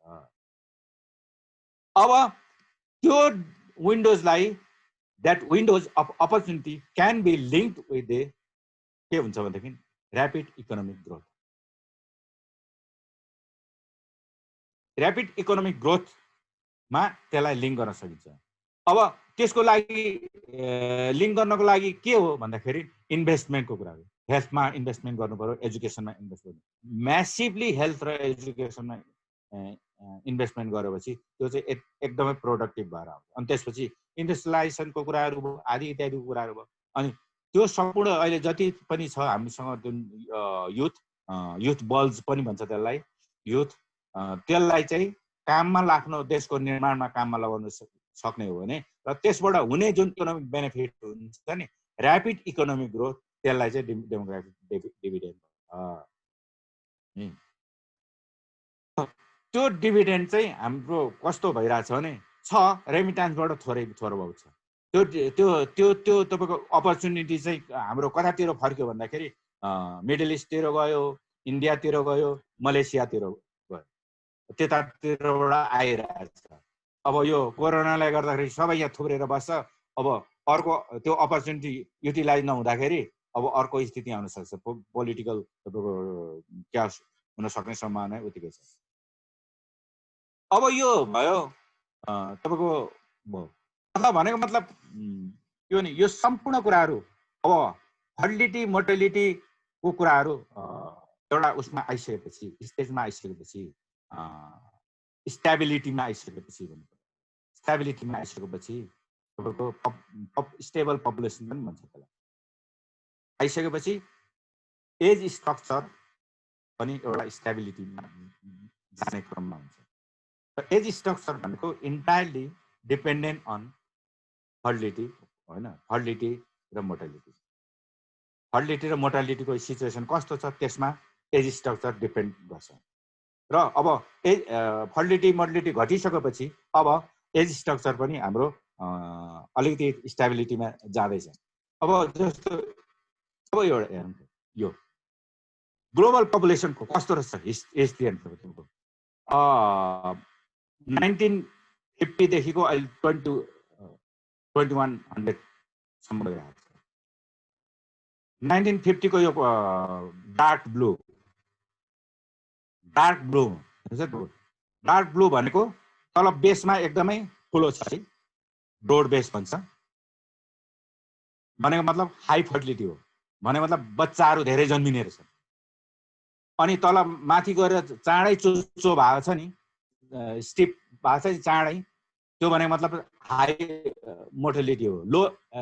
लो चाहिँ तपाईँको लाइफ एक्सपेक्टेन्सी एट बर्थ हो। लाइफ एक्सपेक्टेन्सी लो छ, फर्टिलिटी हाई छ। अथवा भनेको मतलब life expectancy at birth high हुनु भनेको मतलब मोर्टालिटी हाई हुनु भनेको। अनि त्यसपछि तपाईँको 60मा आएर 1960मा आएर के भयो, अझै ब्रोड हुँदै गएको छ। 70मा स्टिल ब्रोड छ। अब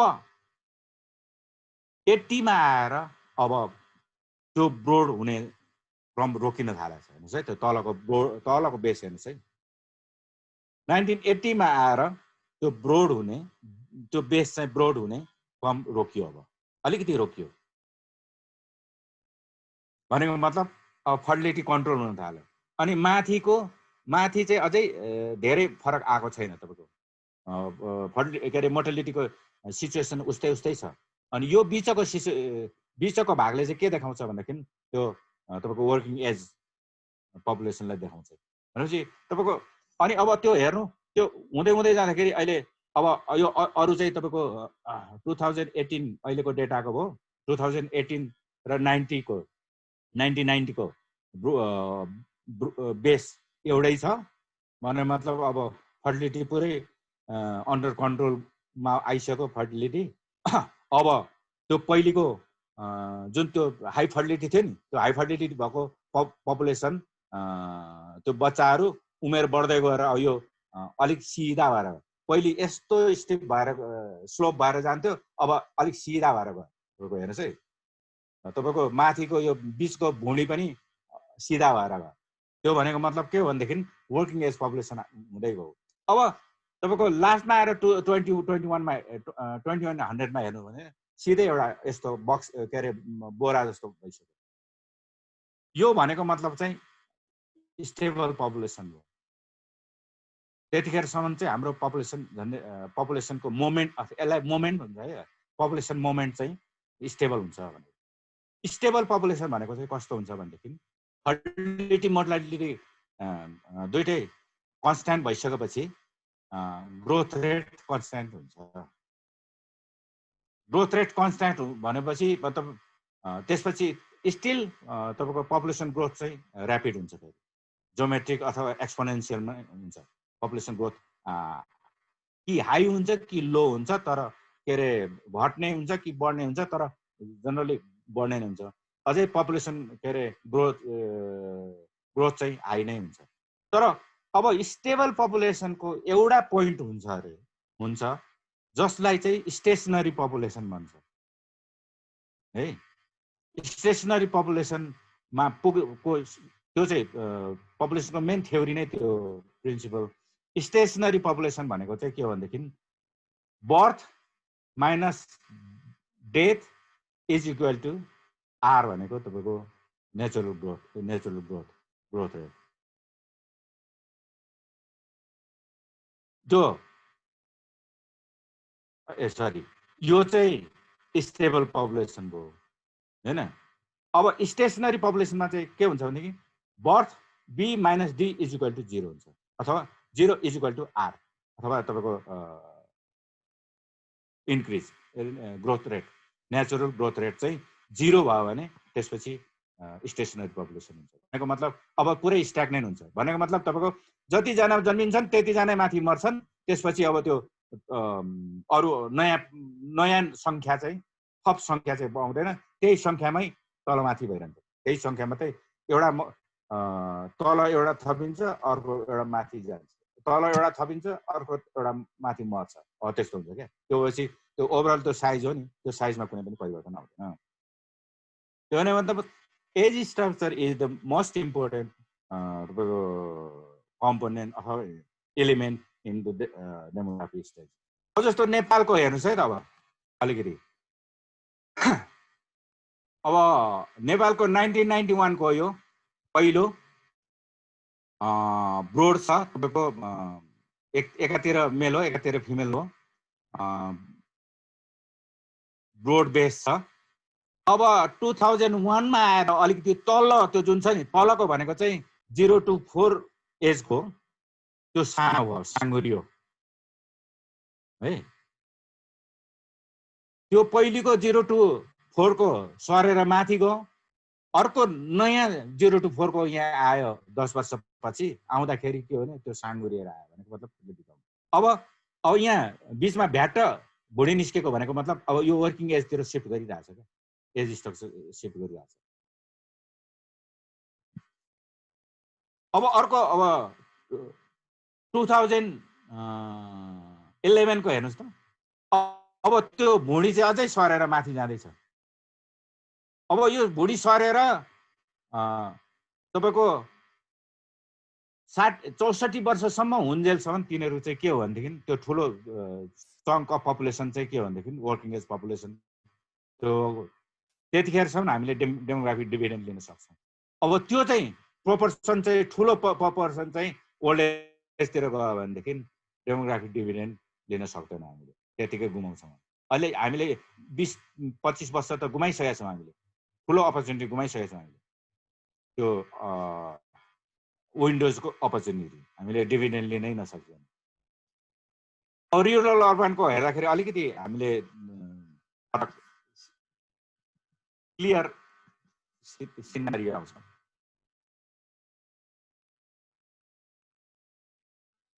अर्बनको हेर्नुहोस् त, तलको एकदम सानो भए छ, बिचको ठुलो भएर आयो। अब रुरलको हेर्नुहोस्, रुरलले के भन्छ यसमा इन्ट्रेस्टिङ, यो पपुलेसन पिरामिडले सारा पपुलेसनको कम्प्लिट कुराहरू सोसियो इकोनोमिक डेभलपमेन्टको कम्प्लिट कुराहरू भन्छ क्या। यो सो इन्ट्रेस्टिङ पक्ष भनेको यो पपुलेसनको स्ट्रक्चर र डेभलपमेन्टको कुरा यसले भन्छ। अब अलिकति हाई नै छ रुरल एरियामा फर्टिलिटी अर्बनको कम्पेयरमा, तर पनि घटिसकेको छ हैन। ब्रोड बेस तपाईँको त्यो यङ पपुलेसन अझै अर्बनमा भन्दा कम नै छ हैन। तर अब जस्तो यो मेल साइडमा खुँडे छ नि अलिकति, फिमेलको भन्दा मेल साइडमा को बारहरू हेर्नु भने अलिकति खुँडे देखिन्छ है। त्यो खुँडे कसरी भयो भन्दाखेरि आउट माइग्रेसन अथवा इन्टरनेसनल माइग्रेसन अथवा भनौँ foreign labour migration, work migration अझै भनौँ न, स्पष्टै बुझ्नु भने वर्क माइग्रेसन भएको यङहरू जवानहरू माइग्रेसन भएको यसले क्लियरली दिन्छ। अब भनेको मतलब एज स्ट्रक्चर कस्तो छ हाम्रो भनेको पपुलेसन मोमेन्टको एउटा सिचुएसन हो। Median as 26 years. नेपाल भनेको जवान नेपाल छ अहिले, इन्डियामा भन्छ नि हामी जवान भारत सधैँ जवान नेपाल छ 26 इयर्स, यो चाहिँ मेडियन एज हो। चाइल्ड पपुलेसन 30% मात्रै छ, पहिले चाहिँ मोर देन 1/3 हुन्थ्यो। वर्किङ एज पपुलेसन 64% छ अहिलेको करेन्टमा, अब यो दुई तिहाईको उसमा पुग्न लाग्दैछ। Old age population still come छ हाम्रो, भनौँ नि लाइफ एक्सपेक्टेन्सी भर्खर बढ्न थालेको छ, त्यो भएको हुनाले कमै छ।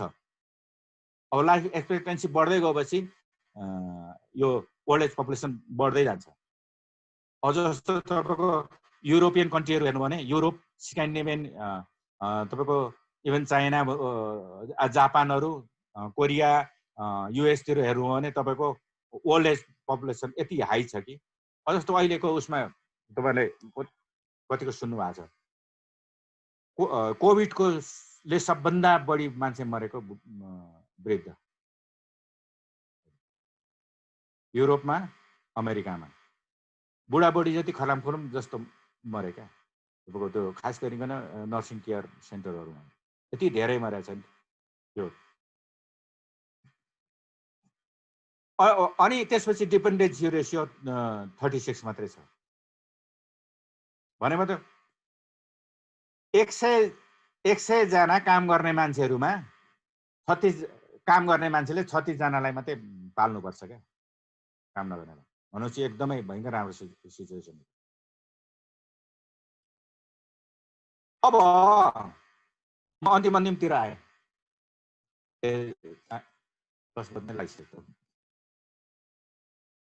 अब यो भनेपछि के रहेछ भने अब यसमा यो धेरै डेफमा किन नजाउँ भनेदेखि यो विभिन्न सबै डिसिप्लिन मलाई धेरै कुरा थाहा छैन। तर मलाई के चाहिँ थाहा छ भनेदेखि मैले पहिलेदेखि भन्दै छु, सोसियोलोजीमा नि उत्तिकै महत्त्व छ डेमोग्राफिक्सको, इकोनोमिक्समा नि उत्तिकै महत्त्व छ, एन्थ्रोपोलोजी हैन, biology, health, medical science, psychology, political science, demography, ageing सबैमा उत्तिकै छ। पोलिटिकल डेमोग्राफी भनेर आर्टिकलहरू प्रशस्त पाइन्छ र पोलिटिकल डेमोग्राफी चाहिँ लार्जली तपाईँको माइग्रेसनसँग रिलेटेड कुराहरू छ, इन्टरनेसनल बोर्डरको कुरा, माइग्रेसनको कुराहरू बढी पाउनुहुन्छ। तर र मेन चाहिँ तपाईँको के हो भनेदेखि यसको इम्पोर्टेन्स भनेको चाहिँ एज स्ट्रक्चर नै हो। तपाईँ कुनै रिपोर्ट, कुनै किताब पढ्नुहोस्, कुनै आर्टिकल पढ्नुहोस् र कुनै पपुलेसनसँग रिलेटेड कुराहरू केही आयो र एज स्ट्रक्चरको कुराहरू गर्यो भनेदेखि he or she is she has somehow अथवा he or she has the के भन्नु नलेज अफ डेमोग्राफी अथवा पपुलेसन स्टडी अथवा he or she is from the population studies अथवा तपाईँको डेमोग्राफी। किन डेमोग्राफरले केही कुराहरू जस्तो सेक्सको कुरा गर्दाखेरि जेन्डरको कुरा होइन है, मैले गरिरहेको छैन, सेक्सको कुरा गर्दाखेरि महिला कि पुरुष भन्ने कुरा गर्दाखेरि अब धेरैतिर हेर्नु न, अझै अहिले हाम्रै पपुलेसनै डिपार्टमेन्टमा नि थेसिस लेख्दाखेरि महिला यति प्रतिशत पुरुष यति प्रतिशत भनिन्छ। डेमोग्राफरले त्यो भन्दैन कहिले पनि। त्यो भन्यो भने त्यो डेमोग्राफर होइन। डेमोग्राफरले के भन्छ भनेदेखि सेक्स रेसियो हुन्छ। 100 जना महिलामा कतिजना पुरुष छन् तपाईँले हेर्नुभयो भने 105, 104 अथवा 99 भन्नुहुन्छ। हाम्रो 97 होला अहिलेको सेक्स रेसियो 2011 को सेन्ससले देख्यो। 97 भनेको के भने 100 जना महिला हुँदाखेरि 97 मात्रै पुरुष छन् भनेको मतलब अरू कहाँ गयो के भयो भन्दाखेरि माइग्रेसन भएको छन्। र अझै यसलाई अर्को जो सेक्स रेसियो एट बर्थ भन्छ। सेक्स रेसियो एट बर्थ भनेको जन्मिँदाको सेक्स रेसियो, त्यसको थियोरिटिकल भन्छ। Theoretical sex ratio at birth भनेको 105। 100 जना बच्ची जन्मिँदाखेरि 105 जना बच्चा जन्मिन्छ नेचुरल सेटिङमा, कुनै इफ देयर इज नो होइन इन्टरभेन्सन एट अल, कुनै पनि इन्टरभेन्सन छैन भने त्यो 105 जना पुरुष जन्मिन्छ, केटा जन्मिन्छ भने मतलब बायोलोजिकली त केटा मान्छे बढी जन्मिन्छ। तर विभिन्न कारणले के हुन्छ भनेदेखि boys are much more susceptible than girls भन्छ क्या। the first time of life, first day of, first hour of life, first day of life, first week of life, first year of life, चाहिँ तपाईँको chance होइन probability of dying is much more among boys than girls. अनि पछि गएर त झन् तपाईँको यो के भने यङदेखि यङ एडल्ट हुँदै गइसकेपछि वर्किङ एजमा गएपछि त कामहरू नै बढी रिस्की कामहरू गर्छ। एक्सिडेन्ट, अल्कोहल आदि कारणले गर्दाखेरि, ड्रग्स आदि कारणले गर्दाखेरि केटा मान्छेहरू बढी मर्ने। अनि अन्तिममा त्यही भएर लाइफ एक्सपेक्टेन्सी चाहिँ एट बर्थ चाहिँ महिलाहरूको हाई हुन्छ नि, महिलाहरूको हाई हुने पुरुषको कम हुने कारणै त्यो। अनि अब अर्को अब साइज, स्ट्रक्चर र डिस्ट्रिब्युसन कुराहरू हो। डिस्ट्रिब्युसन कुराहरू सधैँ आइ नै हाल्छ, साइजको कुराहरू, नम्बरको कुराहरू भयो। र मेन इम्पोर्टेन्ट भनेको तपाईँको एज स्ट्रक्चरकै कुरा हो, सबैभन्दा इम्पोर्टेन्ट। जस्तो मैले अहिले डेमोग्राफिक विन्डोजको कुराहरू गरेँ, त्यो भनेको एज पपुलेसन मोमेन्टम भन्छ त्यसलाई। पपुलेसन मोमेन्टम के हो भनेदेखि सिफ्ट अफ एग्रिकल्चर के अरे एज स्ट्रक्चरको कारणले गर्दाखेरि त्यो सिफ्ट भएर त्यो स्थितिमा आएको हो। अब विभिन्न विषयमा जुनसुकै विषयमा नि काम लाग्छ भन्ने कुरा हो। अब अलिकति मैले त्यो एक्जाम्पलको रूपमा तपाईँहरूसँग होला सायद एन्थ्रोपोलोजी डिपार्टमेन्टमा हुनुपर्छ। Anthropological demography towards a new synthesis Tom Fricke David कजनर, त्यो यहाँ मसँग पनि छ त्यो किताब है। अर्को Himalayan households Tamang demography and domestic process, Tom फ्रिकीको पिएचडी को नै त्यसैमा, टिप्लिङ माथि दार्जिलिङको। र तामाङ डेमोग्राफी भनेर उसले एन्थ्रोपोलोजीमा कसरी डेमोग्राफिक घुसाउने भनेर डेमोग्राफिक नम्बर चाहिँ एन्थ्रोपोलोजीमा कसरी घुसाउने, अथवा एन्थ्रोपोलोजी को मिनिङहरू नम्बरले कसरी प्रुभ गर्ने भनेर उसले गरेछ। लाइफ टेबलसम्म क्यालकुलेसन गरेछ टम फ्रिकीले। अनि अर्को छ तपाईँको सिचुएटिङ फर्टिलिटी भन्ने हो। यो anthropology and demographic inquiry Susan ग्रिनहार्टले एडिट गरेको, यसमा पनि थुप्रैहरू छ। अर्को तपाईँको नेपालकै भन्नु थियो एलन म्याकफार्लनको कुरा सुन्नुभयो होला होइन, resources and population a study of the Gurung of Nepal, Alan Macfarlane. यहाँ पनि उसले demographic approach, anthropology social demographer हो होइन, सबैले चिन्नुहुन्छ होला, क्याम्ब्रिजको के अरे सोसियल एन्थ्रोपोलोजी, सोसियल एन्थ्रोपोलोजीमा डेमोग्राफी कसरी उसले युज गर्यो।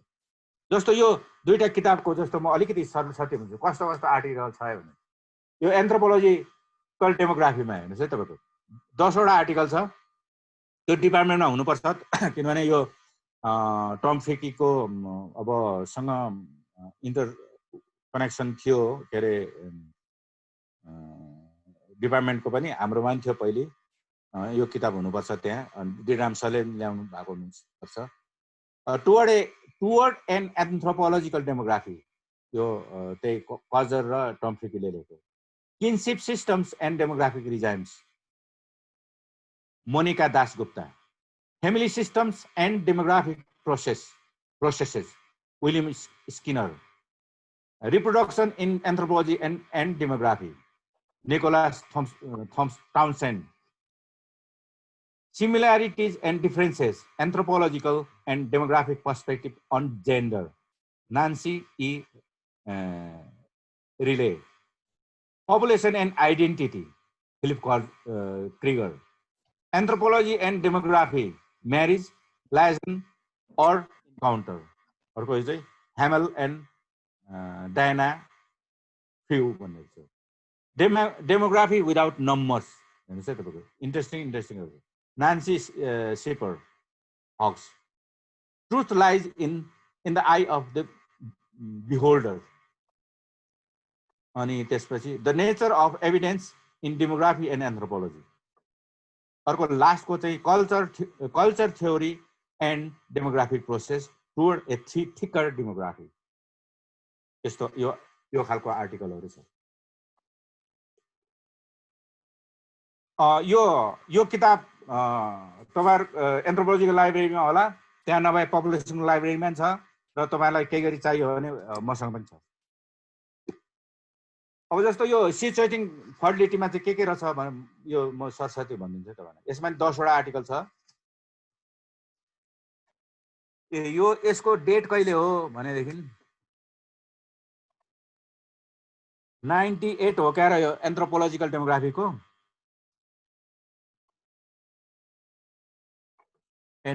97 रहेछ। अब यो सिचुएटिङ फर्टिलिटीको चाहिँ 1995 अलिकति अगाडिको। अब यसमा इन्ट्रेस्टिङ आर्टिकलहरु छ। एन्थ्रोपोलोजी थियोराइजेस रिप्रोडक्सन, हुन्छ, रिप्रोडक्सनलाई एन्थ्रोपोलोजीले थियोराइज गर्यो। Integrating practice, political economic and feminist perspective. Feminist perspective पनि ब्लेन्ड भएर आयो। Susan Greenhalgh. A political, economic, and cultural explanations of demographic behavior. So David Calzaro. Third, my agency and fertility. For a demography of practice, Anthony T. Carter. Invisible cultures. Poor women's network and reproductive strategies in 19th century Paris. Rachel Hooks and Leslie Page Mock. The power of names. Power of names. Illegitimacy in a Muslim community in Côte d'Ivoire. Robert Luane. Marginal members, children of previous unions in Mende households in Sierra Leone. Caroline Bledsoe.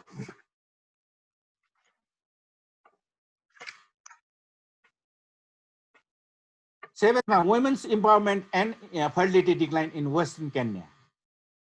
Candice Bradley.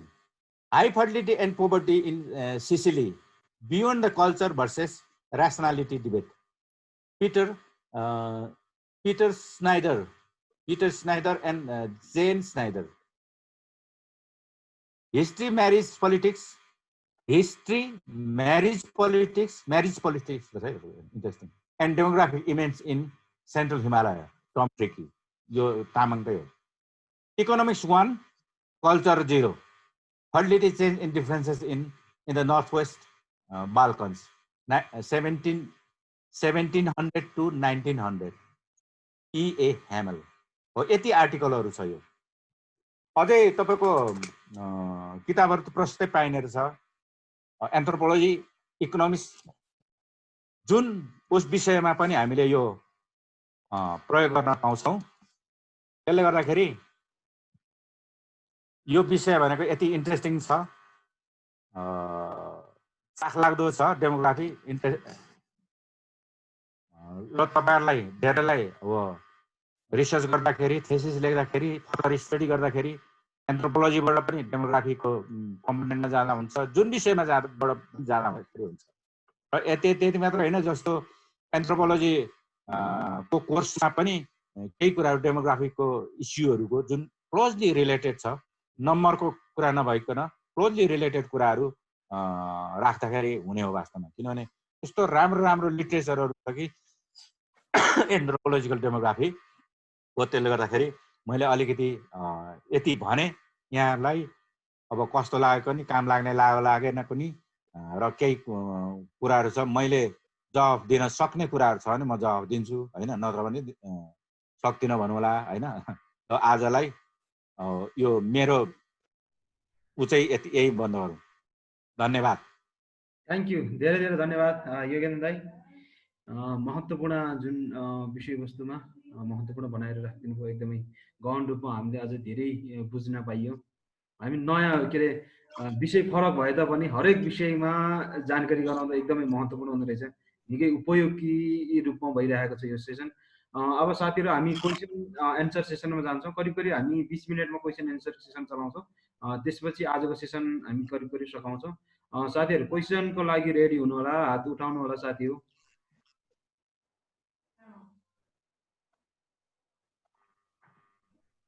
एकदमै यो आजको अहिलेको यो विषय सरले जुन प्रस्तुत गर्नुभएको टपिक्समा आधारित भएर क्वेशन गर्न सक्नुहुनेछ। एकजना साथीले उठाउनु भएको छ, एकदमै परिचय सहित क्वेशन राख्न सक्नुहुन्छ साथी। हजुर नमस्कार, मेरो नाम लेखनाथ भट्टराई हो। म चाहिँ एमफिल एन्थ्रोपोलोजी गर्दैछु अहिले। योगेन्द्र सरको प्रस्तुतिको लागि धेरै धेरै धन्यवाद। धेरै जानकारीमूलक र धेरै रोचक प्रस्तुति दिनुभयो सरले, त्यसको लागि सरलाई बधाई छ, हार्दिक बधाई छ।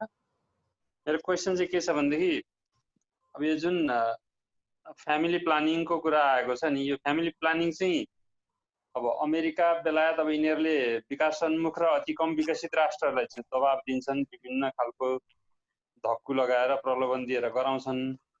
उनीहरूको विकासोन्मुख मुलुक र अति कम विकसितबाट चाहिँ हाम्रो आफ्नो मुलुकमा चाहिँ बाढी आउला जनसङ्ख्याको भनेर नै उनीहरूको मेन डर त्यही देखिन्छ। तर अब उनीहरू आफ्नै मुलुकमा चाहिँ फेरि छैन होला, सायद अमेरिकाले फ्यामिली प्लानिङ चाहिँ योजना लागू गरेको भन्ने छैन जस्तो लाग्छ मलाई। अब यस्तो चाहिँ यो दोहोरो मापदण्ड कहिलेसम्म यो कसरी यो यस्तो खालको अनइक्वल खालको चाहिँ रिलेसन्स कहिलेसम्म धानिन्छ, यस्तो किन, यसबारेमा चाहिँ योगेन्द्र सरले थप केही प्रकाश पारिदिनुहुन्छ कि भनेर मैले आशा राखेको छु। धन्यवाद। कसरी गरौँ, पालो पालो गरौँ कि दिँदै जाउँ?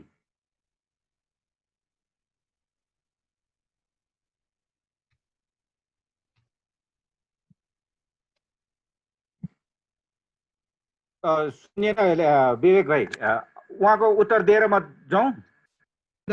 पहिलो क्वेसन लिगम दाइ। अब धेरै हुँदैन, ल करिब करिब हामी 22 जना छौँ, 34-35 जना थियौँ, तर हामी बिस्तारै फाइनलमा हुने यति नै हो हैन। साथीहरु क्वेसन राख्नु होला, तपाईहरुको भिडियो चाहिँ अन गरेर क्वेसन राख्नु होला, किनभने हामी पछि चाहिँ यो युट्युबमा विभिन्न लिङ्कमा जान्छ, त्यस कारणले गर्दा त्यो भने राम्रो हुन्छ। क्वेसन राख्नु होला है साथी हो।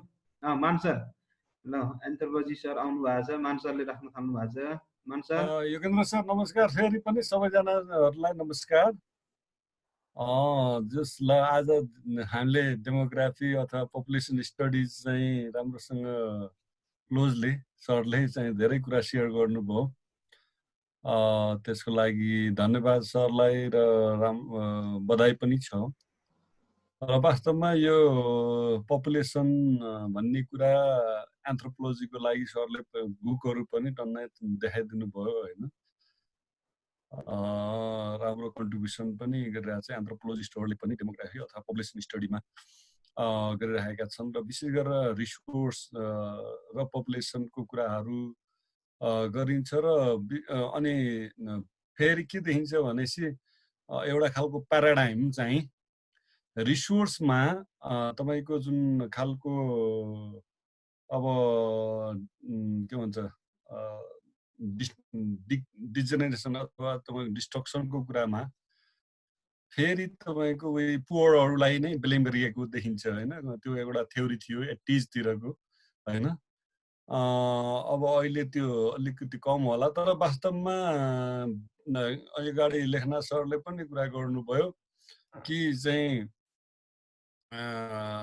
त्यो पावरफुलहरूले विकहरूलाई विभिन्न खालका विपनहरू चलाउने क्रममा यस्ता खालका चाहिँ पपुलेसन पनि एउटा विपन बनिरहेको छैन भन्ने खालको हामीलाई पनि लाग्छ हैन। अनि अर्को कुरा यो जुन पपुलेसन बढ्ने कुरा घट्ने कुरामा अब एउटा एज म्यारिज एजको कुरा छ। र हाम्रो जस्तो देशहरूमा के छ भने म्यारिज भनेको रिप्रोडक्सन अथवा जुन खालको चाहिँ कुरा छ before marriage we don't have this kind of system होइन। एउटा लिगल सिस्टममा मान्छेहरूको बिचमा यौन सम्बन्धहरू राख्ने कुराहरूलाई अनैतिक अथवा इलिगल के भन्नुहुन्छ त्यस्तो खालको पनि ठान्ने छ।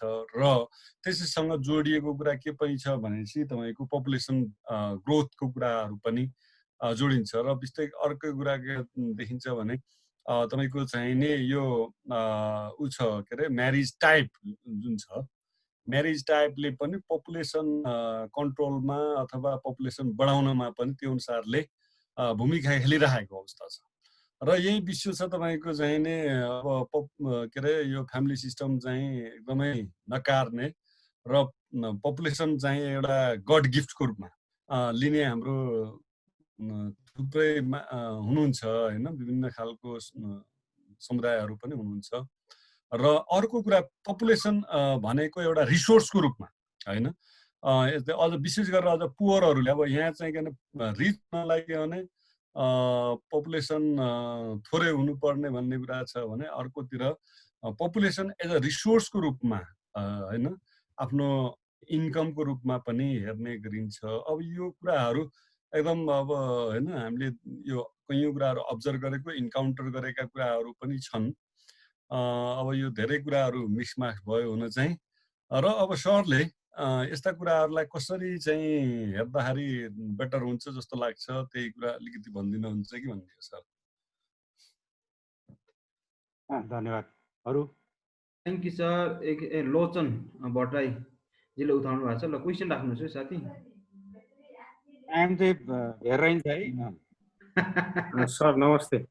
नमस्ते। एउटा कुरा किन भनेर हो, Can I know about the relationship of demography with law?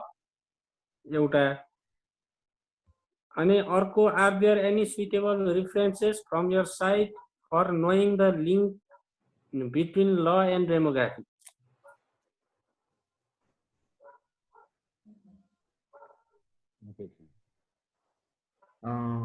Thank you साथी। दाइ अब 3 जना भयो, 3 जनाको एन्सर दिउँ, त्यसपछि आयो।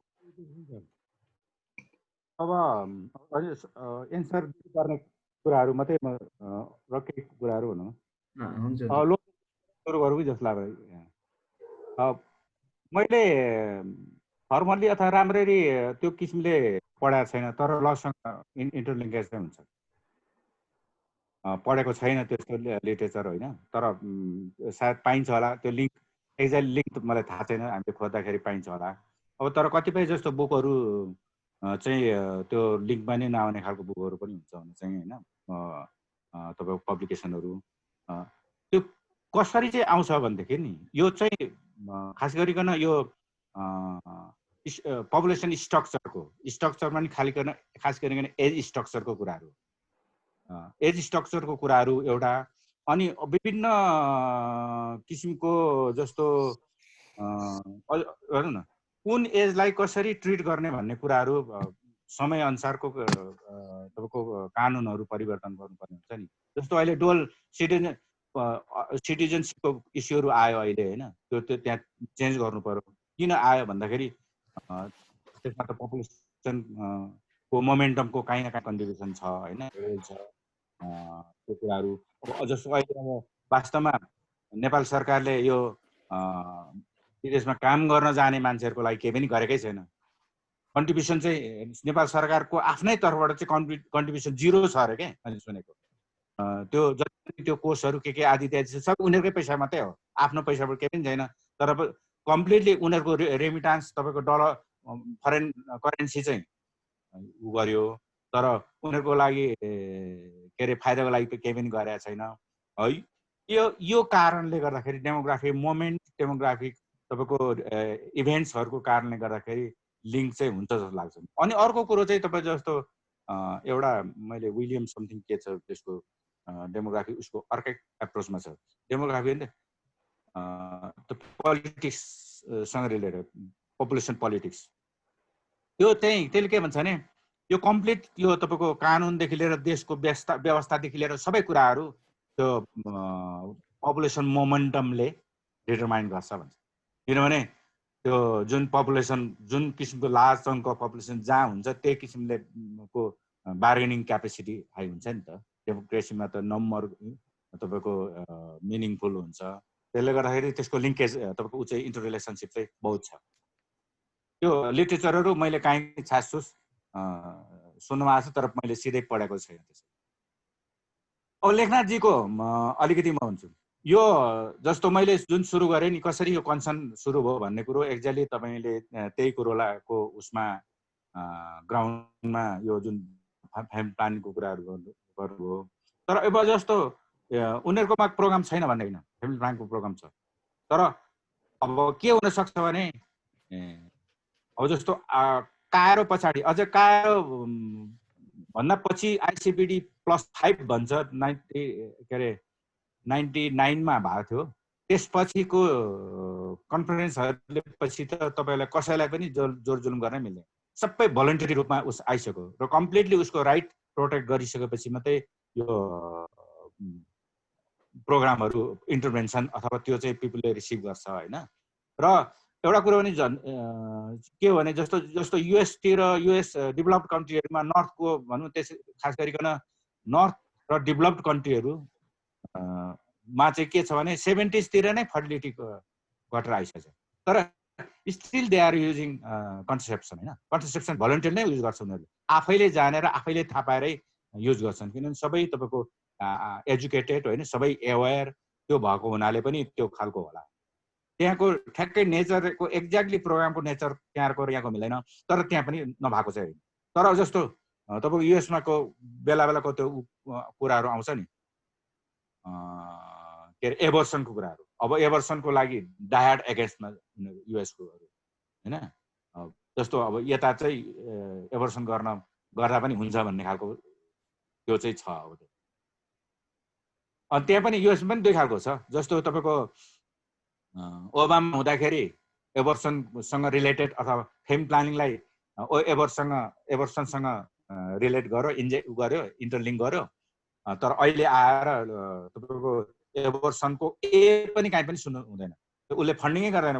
संसारभरि उसको आफ्नो देशमा मात्रै होइन संसारभरि तपाईँको त्यो फन्डिङै गर्दैन एबर्सनको पनि काहीँ आयो भने कुनै पनि प्रोग्राममा फेम प्लानिङदेखि लिएर आरएसमा रिप्रोडक्टिभ हेल्थको कुनै पनि प्रोग्राममा आयो भने त्यसले गर्दाखेरि त्यो जस्तो लेखनाथ सरले जुन किसिमले भन्नुभयो त्यो नै चाहिँ होइन उनीहरूकोमा एक त पहिले नै फर्टिलिटी घटिसक्यो अर्को कुरो सबै एवेयर छन् सबैले कन्ट्रासेप्टिभ युज गर्छन् उनीहरूले आफैले युज गर्छन् भोलिन्टियरली युज गर्छन् जताततै एभाइलेबल हुन्छ तपाईँको सार्वजनिक टोइलेटदेखि लिएर जहीँ पनि एभाइलेबल हुन्छ त्यहाँ होइन फ्री पनि एभाइलेबल हुन्छ किनेर पनि एभाइलेबल हुन्छ त्यसले गर्दाखेरि अलिकति नेचर मात्रै फरक होला त्यो र अब मान्छेले भन्नुभएको कुराहरू हो यो पनि त्यही अब पुवरलाई ब्लेम गर्ने कुराहरू त अब कुरा गर्दै गएपछि गरिहाल्छन् तर अब फेरि पछि ब्याक हुन्छ थम्थमाउँछन् पकाउँछन् किनभने राइट अधिकार पनि दिन्छन्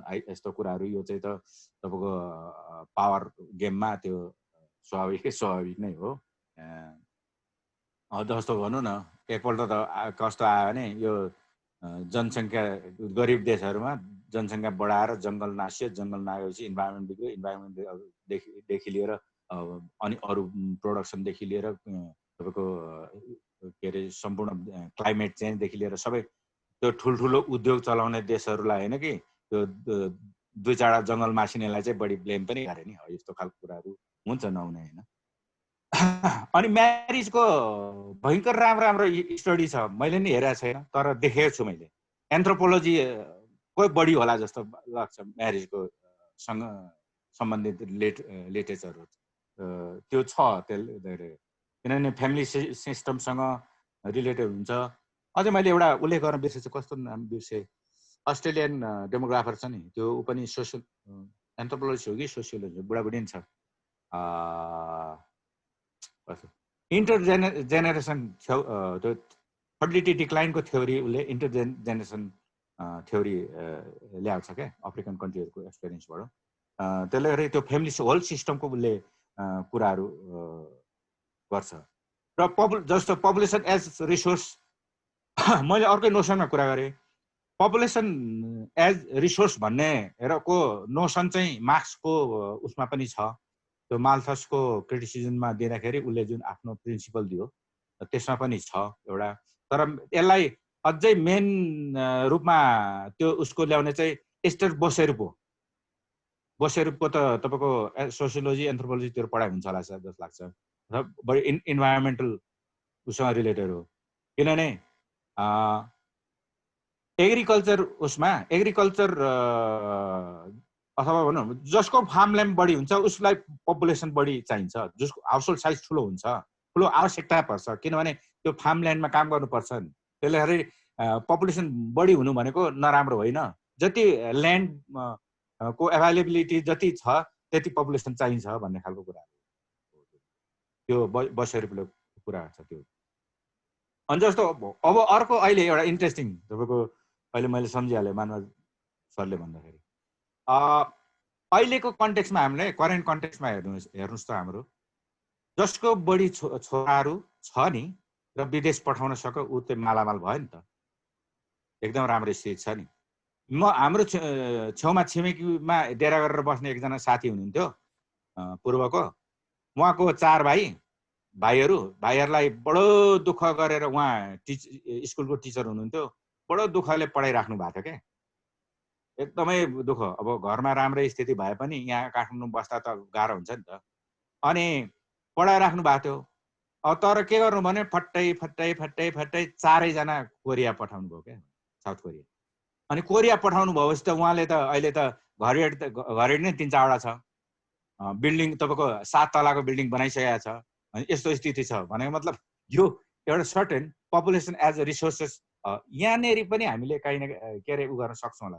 यो खालको केस स्टडी एउटा इन्ट्रेस्टिङ हुनसक्छ अहिले। जस्तो यो यस्तो खालको केस स्टडी गर्न सक्ने चाहिँ फेरि एन्थ्रोपोलोजिकलै मात्रै हो है, अरूले गर्न सक्दैन। अरूले चाहिँ हामी त पपुलेसनको चाहिँ लार्जली तपाईँको क्वान्टिटेटिभ बेस अथवा क्वान्टिटेटिभ लेड भएको हुनाले त्यो खालको केस स्टडी आउनु सक्दैन। त्यसले गर्दाखेरि एकदम इन्ट्रेस्टिङ हुनसक्छ।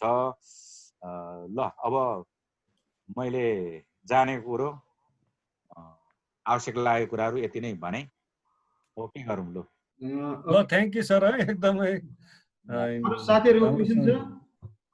त्यसो भए अब करिब करिब हाम्रो सेसन आजको सकिन लागेछ जस्तो आयो। क्वेसन छैन भने अब सकौँ होइन दाइ? सबैजनालाई हुन्छ हुन्छ, थ्याङ्क यू सो मच सबैजनालाई। जुन हाम्रो यो 3 घण्टा क्लास लिन्छौँ कि त्यसले गर्दाखेरि खासै फरक पर्दैन, तर अब सकौँ। होइन ठिक छ, रात परेर सर। अब थ्याङ्क यू सो मच सबैजनालाई जुन उत्साहका साथ हाम्रो जुन 16औं सेसनलाई सफल बनाउनको लागि अहिलेसम्म धैर्यताका साथ बसेर साथ दिनुभयो, त्यसको लागि धेरै धेरै धन्यवाद दिन चाहन्छु। अन्तमा केही भन्नुहुन्छ सर? योगेन्द्र सर? म भनौँ त अब यहाँहरू सबैलाई धेरै धेरै धन्यवाद। अब यसरी लकडाउनको बेलामा पनि धेरैको अनुहार देख्न पाइयो, सबैको अनुहार नदेखे नि नाम समेत पनि देख्न पाइयो होइन। कति चिनेको कति नचिनेको धेरै धेरै धन्यवाद। यति लामो समय अब यो मेरो कुराहरू सुनिदिनु भयो। मेरो कुराहरू पनि अब के कुरा गर्ने भन्दै मैले आफ्नो पनि अलिकति भित्री स्वार्थ यहाँ प्रस्तुत गरेँ। वास्तवमा त्यो स्वार्थ चाहिँ मैले अघि सुरुमा त भनिहालेँ। एक त धेरै अब विवेक भाइले आयोजना गर्नु भएको हुनाले एन्थ्रोपोलोजीकै धेरै हुनुहुन्छ होला भन्ने मलाई लाग्यो, र एन्थ्रोपोलोजी र सोसियोलोजी। अर्को कुरो चाहिँ म पपुलेसन भएको हुनाले त्यसको अलिकति मार्केटिङ पनि गरौँ न थोरै बहुत भन्ने पनि लाग्यो क्या। त्यो भएको हुनाले जस्तो पपुलेसन डिपार्टमेन्टमै आउनुपर्छ भन्ने जरुरी छैन। अब एन्थ्रोपोलोजी डिपार्टमेन्टबाटै एमफिल पिएचडी गर्दाखेरि यस्तो खालको जस्तो अहिले मैले भने नि तपाईँको केस स्टडी त्यो अहिलेको माइग्रेसनसँग रिलेटेड यो कुराहरू यस्तो कुराहरू त गर्न सकिन्छ। त्यो यस्तो यो विषयहरू चाखलाग्दो छ, राम्रो छ, तपाईँहरूलाई पनि युजफुल हुन्छ, प्रयोग गर्नु होला। तपाईँहरूले जति प्रयोग गर्नुभयो र डेमोग्राफीको कुराहरू तपाईँहरूले पनि शब्द मात्रै प्रयोग गरिदिनु भयो भने हाम्रो मार्केट बन्छ क्या।